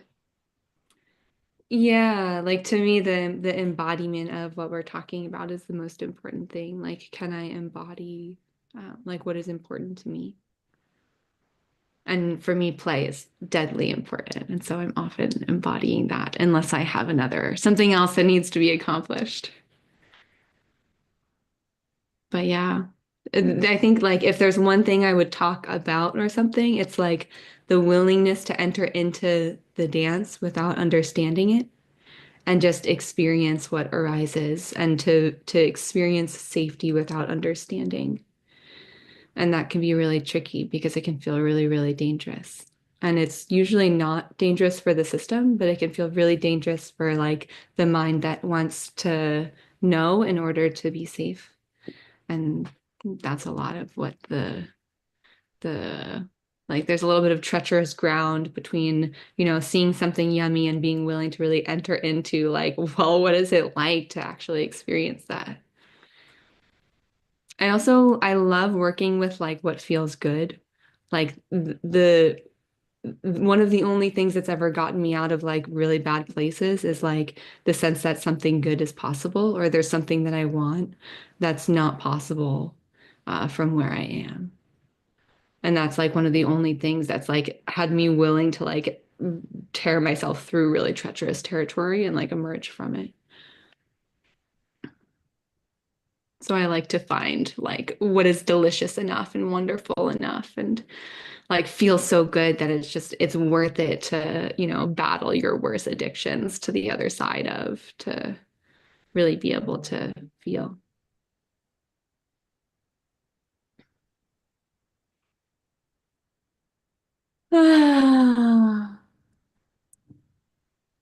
I know that you didn't want to go into explaining, and I really appreciate It's okay. your answer, and I think a little bit more of your world in a way that I was able to be with you in that. So thanks for going for it. Yeah, it's good practice. Setting good enough context that people can grasp what it is that you want to do. It's a good thing to do.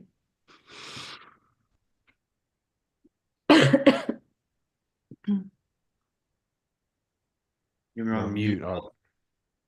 Thank you. Sophia Jean, how could I set you up for having that exchange sooner in this?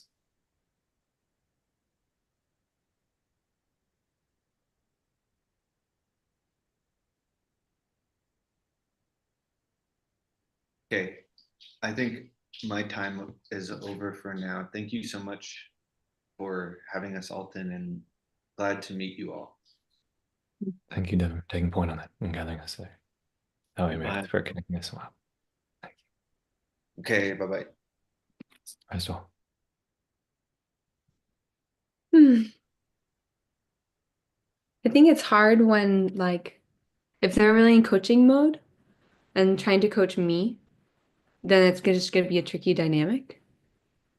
And so I think, like, I imagine the way they wanted to demonstrate their skills, like, has a certain flavor that mm, I don't I I don't know quite how to say this right, but like the way that I would naturally show up, right, is not what they're trying to elicit, at least proximally. And so I think there's a bit of like you have the cultural clash. Like if we need to start by answering the questions, if that's like our starting ground, it's like there's nothing wrong with that, but to be clear about that, and then we can do that if that's something that needs to happen, and then um, continue on. Yeah, so that might be one, you know,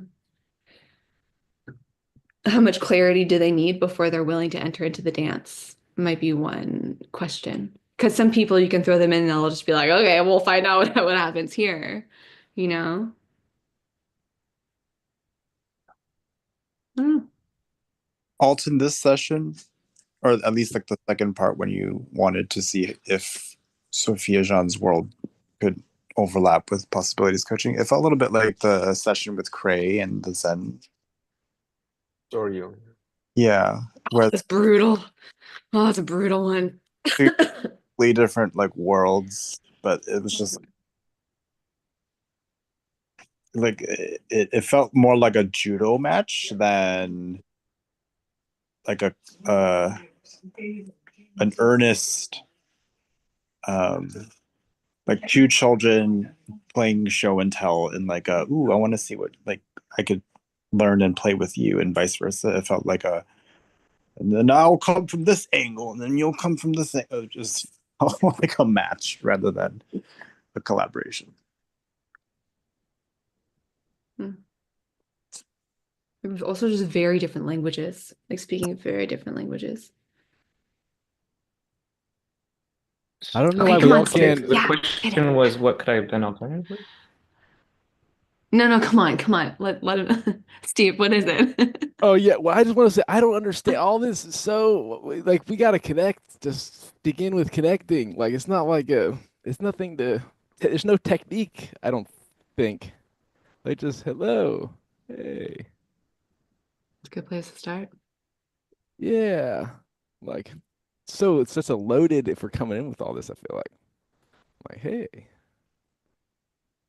That's good feedback for you, Alton. You're here. I like pointing at people. I don't know why. I think we should all start setting our Zooms so we're in the same order. I think the Zoom host can set it so that everyone's Zoom screen is in the same order. Hmm. That way I can point at people and everyone will know I'm pointing at Norman. It like starts to mimic more of the real life, you know? Mhm. That if I can use the physical orientation to say, okay, you next. Yeah, but unfortunately, that won't work on mobile and or based on who, like how the size of my screen. Or I guess if we can coordinate the size of our screen, we could say only do 3 across and 3 down or It's something. the order. Well, It would be the same okay, so order. you could do serially order, but if I point down, but someone's screen is 4 across versus 3 Oh, across, that's it's true. not That's true. gonna That's true. Yeah. But we can just I tell I could everybody always to say have you to next. get on desktop. I could say you next. We could go in a circle Okay. or in a snake. Yeah. We could go in a snake, right? Not a snake. Okay. I'm just gonna stop talking now. Clearly, this is not my domain of expertise. We can play with that at Kintsugi. Seems good. Well, But I think just what he what we said, do. that's, not, it may be simple, not the rocket science. Yeah, I am specifically working my edge around giving people context that has them feeling safe and alive and jazzed to like engage.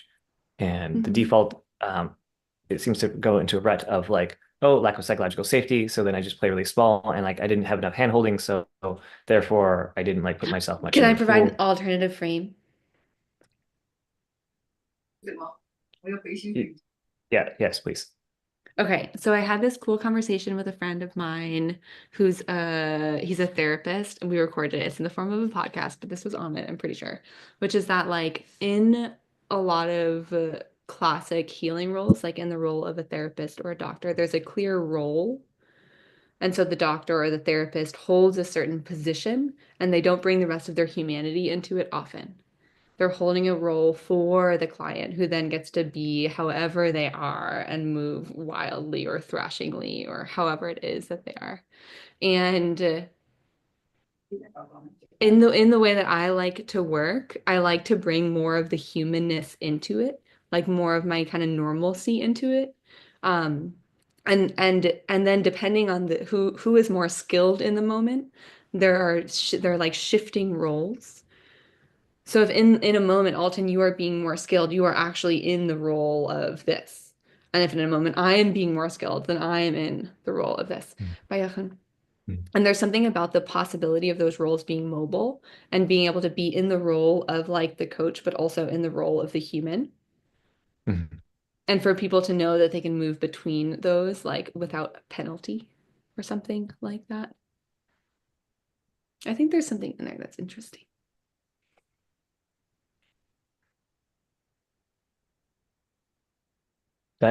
Okay, yes. I personally like that a lot.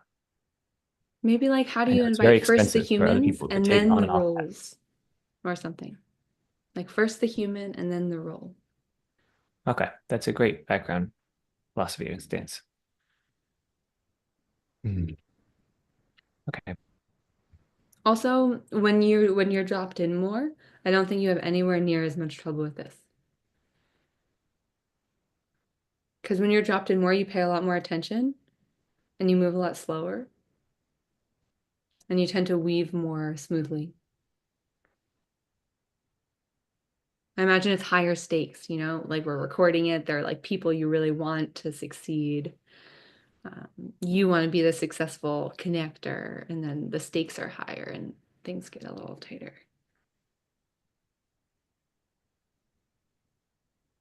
Sorry. Thank you. Alton, I also noticed you tend to want to compress a lot of the context and front load it. And I wonder what happens if you give it a little bit more time rather than like, okay, here's the most concise one sentence summary of Sophia Jean and Possibilities Coaching, go, which is how it felt. It's like, what if you took a little bit more time and gave more?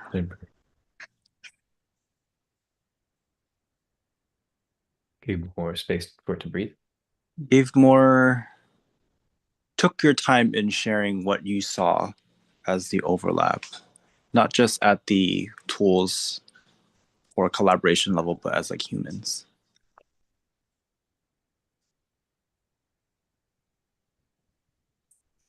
Do you have an example? So like instead of like, oh, Sophia Jean does this kind of work and then they do this kind of work, it's like Sophia Jean likes to play in this way. The folks at Possibilities Coaching love to show up in this way. Like I'd love to see how you two dance as humans first before we talk about our work. So that's just like a little bit more of like the flavor of the human rather than the flavor of the work. Thank you. That answer me. That's a good example. I think it's true that not everyone wants that though. Yeah. Like, not everyone wants to. It can be good to. It can be nice to show up in a role, and also there's a weird mix. Like, do you want all of your messy humanness in with your role? It can be useful to have a role that's clear, and the rest is separate. Depends on what you're trying to do, you know. Sure it does. Sure it does. That was my point about the pain earlier. Like, it depends what you're trying to do. Yeah, yeah. Gorgeous. Okay. I have to say, guys, I'm not going to put my camera on because I just look like shit and don't want to be seen. Hi, Sophia. Um, but I like what comes to me is just the importance of setting context. When you have people that don't know each other and that come from different places, all humans are trying to figure out like what is the context. And so, yeah, and mixing contexts. This is what my complaint about the often or has been historically about some of the cray calls that I've been on, where it's like the people that come in don't have any idea what the context is. And so they keep missing each other or bumping into each other. But I also want to say, Sophia, hearing you describe your work was so helpful to me because Cool. I do similar work, and it's the way I would say it is like there's an access to the right hemisphere of the brain, or that's one of the ways I explain it to myself. And it's not about separating and pointing to the separated parts. It's immersing in what is, and then sometimes things arise out of that. And but the feeling of like, what is here? And yeah, and we're co-creating the space. That's another thing that came to me. It's like everybody's affecting everybody in every moment. So it's not like a particular person is doing a particular thing. It's like we're all one thing riffing off each other. Or it could be that way. That's how I experience you. It's like, let's just be here and and not have an agenda, and then trust that the intelligence will indicate what comes next. And whether it comes out of my mouth or your mouth or Alton's mouth, doesn't matter.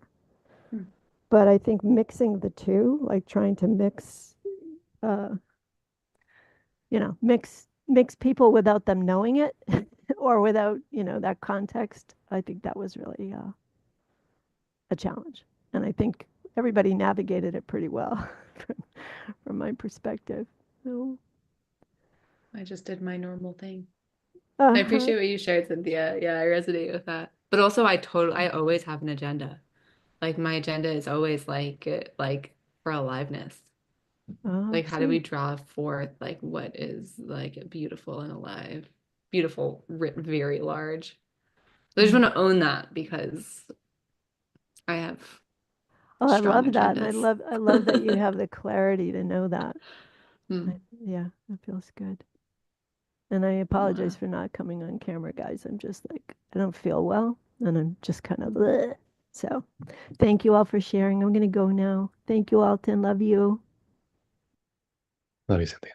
Glad to Nice hear to your hear voice. from your face, Steve. Yeah, that reminded me of something that I was doing.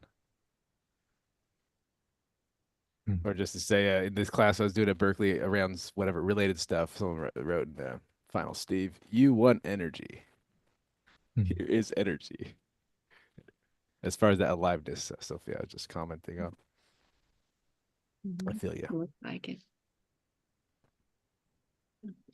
Beautiful. Is there anything else you want to add for this?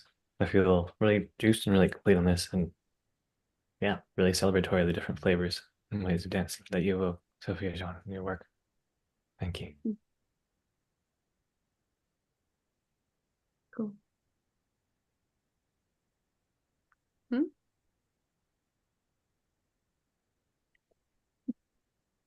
All right, taking it off live on here. Thanks, guys. Bye. And here we are, Norman. Thanks again, man. These are Sorry, good questions. sorry, Anything else you want to brief on? sorry if that was a monkey wrench in your plans for the session.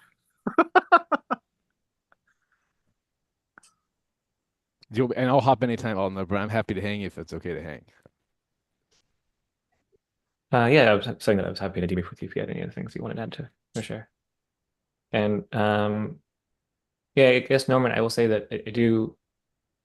It is a little bit taxing for me to re-context, but it also could just be because I just it's already a sore point for me, and I often have you come in and then you'll say things that imply to me that like, oh, I don't think you were present to the beginning of the call, and then it kind of like throws things off a little bit. So either I'd maybe want you from the beginning, um, or maybe you check in with me first, or like ask what the context is before you jump in, which totally makes sense why you'd ask what you're asking, but it just I guess it's less watchable content if you ask it from that place.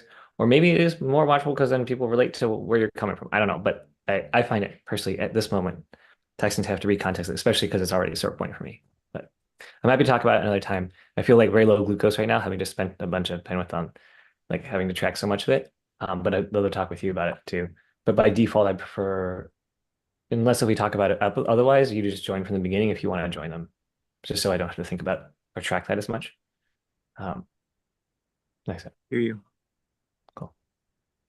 And yeah, welcome to have you hang, and I'm going to talk with Steve a little bit, but thanks, Norman. Glad to see your face, man. See you in Kansas City. Nice to meet you, Norman. Likewise.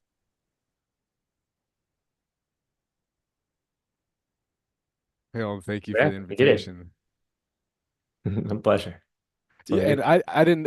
It sounds like the thing started at 11 with the first group. That's right. Okay, I Yeah, didn't and it was a different know. one. I was going to get coached from them or by them for possibility management stuff specifically, and then they were going to complete the call, and then I was going to have Sophia Jean share her form, and her form and Craig's form is very similar. I mean, she worked with him for longer than I have, over 6 years. Um, and so that was some of the context for that. Cool, You're right. but I'm just saying I would have showed up at 11 if I knew if it would have been helpful. But yeah. No, I appreciate that. But it was more for focused for myself, and there was no other additional context to it. And you sign up for more of like the Cray flavored stuff, which is higher overlap with Sophia Jean stuff. And it turns out he was sick, which is like he's told in sick like 3 times in the 5 years we've done Triga stuff together. Wow. Well, I'll just say, as far as me signing up, that was just the thing that you told me about. Um, Mhm. well, that's why I signed up for whatever you told me about. Yeah, yeah, totally. I Yeah. mean, I appreciate that, and I make up that the work was high enough overlap, like that it would be still worth you joining for, and I wrote that. So I'm happy Oh to hear. yeah, like I don't know. Broadly speaking, I'm just interested to just open up, explore, meet people, and see what happens. So anyone who's like with the basic criteria of like is like wants to open up and question and explore, Mhm. or play, as you say, I'm interested in. So that's where I'm at. Great, man. Is there any actions you want to take from that? Any like things you got that were particularly juicy for you? Um, I know that Sophia Jean's doing a workshop February, I believe, 8th and 9th, or maybe 7th and 8th, whatever that weekend is. And she'll do some evening workshops too. So that's one opportunity. Another one is she also does sessions on Fridays and Mondays. Um, and you could get a better flavor of her work there. How do I? Yeah, I'm curious to check out that stuff. How do I? Is that the startover.xyz? No. No, that is the possibility management group, but I mean, it's a good place to look at too. Oh, Let me, possibility management is her. no. Oh, for. So how do I? Yeah, I would. If you want to send me the info on that, I would love to check it out.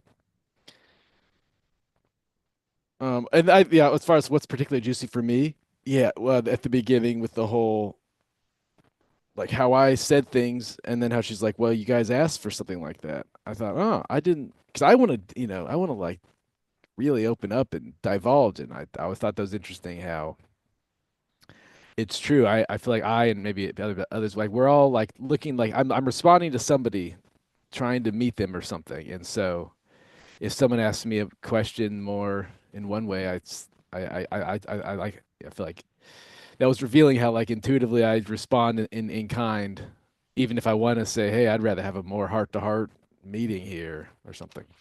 Mhm. Mhm. So that was really interesting. And how like for me, for sure, I just try to dance with people however they're dancing. I try to join in and then yeah, eventually say, okay, now can we take off the masks and whatnot and just be together. But yeah. And I loved, I mean, the whole thing, all like we said before, I'll like explore this more kind of direct communication being with people that are willing to keep wading through some awkwardness and discomfort of saying to each other, "This feels this way, this feels that way." I love that. This is really cool to me. Mhm. So, yeah. Mhm. Mhm. Glad you made it. Eh, Yeah, And and glad in general, you're yeah, thinking let about me, I love yeah, the taste for that. sorry, I was talking. Can you say that again? I'm glad that you have a taste for this work and that you are able to notice those things too. And I appreciate that about you. Yeah, yeah. I've been excited since meeting you and taking some time off there, but I'm looking to get involved and check out the stuff you're doing and hang out and explore relationship, friendship, and see what happens. I'm sorry. Well, I'm here for it. And here we are, man. Cool. All right, so then yeah, send me that info. Let me know other stuff I that's did. I sent going it out on on. chat. Ping me anytime too. We may have Uh, some stuff this weekend of just like the people who are sharing their stuff and um yeah, I mean, well, anything else here? I mean, is there like, can you give me again a felt sense of like what you're up to in the world? Basically, like what I do is like I don't know, I probably told you a little about the ecosystem. Like we just generate super clear outcomes that people want a month to a quarter from now, sometimes a year, that aligns and inspires them that they need a team for, and they don't know how to get there. And then we just work on that. Or we have other friends who are like peers who are like creating something that they want like teammates on, and then we like design something around that too. that's what you're doing? Yeah. Cool. Do you have stuff So written up those are a on couple ways this? like roles we could play in connection with each other. Nope, that's literally it. It's you choose a concrete outcome you want in ideally 3 to 12 months that alivens and inspires you, that you need a team for, and you don't know how you'll get there. And then we just have like spin up a team where I'll find a set of people who want to do that. You put some like valuation on that too. And then we just like explore and speculate that together. And for me has looked like this house being offered to for me to use because someone wants to live in community. An investor friend said you want to live in community. That's looked like other clients who come here who want to deepen their relationship practices. And so he like put over 6 figures into the ecosystem. And then I would fly in other people like Sophia Jean to do like deep dives and workshops. Or I'll subsidize the rent of other people who are like, we have a couple of people in possibility management who are, or one of the people who are in possibility management who train here, and he does like workshops every single day. So like it's called all just bespoke and like made up on the fly based off of whatever it is that you want. And I don't know if you want to participate in that capacity or you want to be again, or you could be a peer and like you bring some flavor of your skill potluck to the table, and you help them in some way too. Um, yeah, Yeah, I'm interested to check out all that. And sure. But it's literally just what I just said. That's the entire thing. well, I mean, if you're saying so, could approach it as a peer, someone else comes to you and says, "Hey, I'm looking for this kind of thing," and then you go reach out to people and say, "Hey, is anybody interested in supporting this?" That's what I'm Kind imagining. of. There's like a done for you and a done with you type of thing, and they just have different valuations of like, kind of like we were just talking over dinner. That's kind of like we're hanging out, and I'm like offering like coaching frames on things. And that's like fun and easy for me to do, but not necessarily scalable. And I have like a limited allocation in my like portfolio for that type of dynamic. And I'd like to explore deeper engagements with other people. And also it's totally fine if we just want to hang out too. But of course, I'm more interested in like being up to something big with other people who are like also creating something big and shifting our culture. Yeah. Yeah, I guess I'm interested in both those things, and I have some suspicion that some time spent together on a just a basic friendship level is very helpful for exploring those bigger things. I mean, my like, broad picture dream is to explore a whole existence that's considering the well-being of the whole in all aspects and collaborating with people uh from all skill sets and from all pockets of society. That's a very inclusive thing to do that, from how we interact with the natural environment to how we interact with each other and live in society and fill Mm. our basic needs. That's like maybe my broad picture, high level Mm. dream. Um, Got it. and where I've begun is like exploring this relationship dynamic in different ways a little bit than it sounds like you guys have done, but I feel like it seems like of the same desire to explain how can we actually deal with conflict? How can we sort through things to be able to have a much richer direct relationship and then, you know, fulfill our needs and enjoy being alive, explore living rather than just surviving.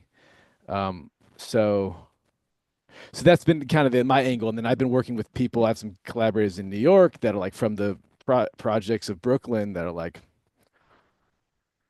grew up there and living life there, and they share passion for some of the similar stuff, and seeing the necessity or significance of kind of deep inward questioning as an approach to address our societal stuff on the exterior.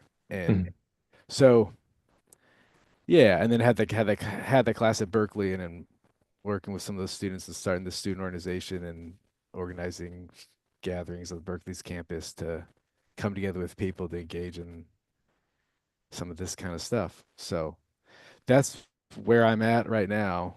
And then we have a skeleton 501c3 nonprofit um, that is not that is just exists, and we have yet to like launch stuff for it. But it has that entity in existence in case that's helpful in things. But Nice. yeah. Thank you. What's that called? Do you have pictures Oh, in head? the name that we came up with was Opening Minds and Hearts as a basis to begin a different kind of life, world, society, the opening up. And yeah, I guess I can also say like um when I say explore like a life that considers the well-being of the whole, um that includes in like the work that I want to do. I don't want to like I'm not trying to maximize profits. I don't want to engage with people in a way where either someone's trying to get as much as they can out of me or I'm trying to get as much as I can out of them, but like something that as you said in some text, like what excites you, like what excites us, what Yeah. something that benefits all of us. Yeah. Nice. I love knowing that context. Beautiful. Well, I feel jazzed to know about this context with you. I'm, yeah, I find it's really quite painful to do this path alone or without as many people who are like on the same page around their stance towards this. And yeah, for me, in service of a world we can bring more of my, to have a world on good faith, I would want to like bring kids into, or my inner kids can like play more full out, is what motivates a lot of this for me. So thanks for your camaraderie in this and for being an open inquiry around this and opening my heart and mind to knowing that they're more out there for this. Yeah, and so yeah, I'm looking to come together with as many people that share that passion to collaborate. Um, and it's something that's not just limited to like the educated elite, and hence me finding some people in New York that don't have the education background. I think that those different flavors change dynamics. Like if a couple of those guys were in the meeting, like the crew, and I don't know that was there the possibility management, like they'd have to adjust something because it's like some very different cultures and worlds out there. And that's why for me, like beginning with like, hey, hello, can we just whatever feel each other or something, be I'd invite you isn't to bring that and just to own that in every room. And yeah, I know every culture will have different stances and approaches for that. Yeah. yeah. I want to wrap. Wow. Okay. It's over. Yeah, Thank let's you for talk this. later. But yeah, if anything's going on this Sunday, I think my Sunday's fairly open. But Okay, great. I think Sunday afternoon could work well. I know that a couple people are going to come by as well. Yeah, just coordinate with me on there. I'm also realizing now I thought this was taken off live stream. It apparently was not. I saw that, but I don't know what's yeah. Okay. Yeah. There's a recording separate from the live streaming thing. So Oh, those are two different things. I got it. sometimes mess things up. Here we are. All right. Well, thanks, man. And I'll take off. Cheers. Bye, Alton.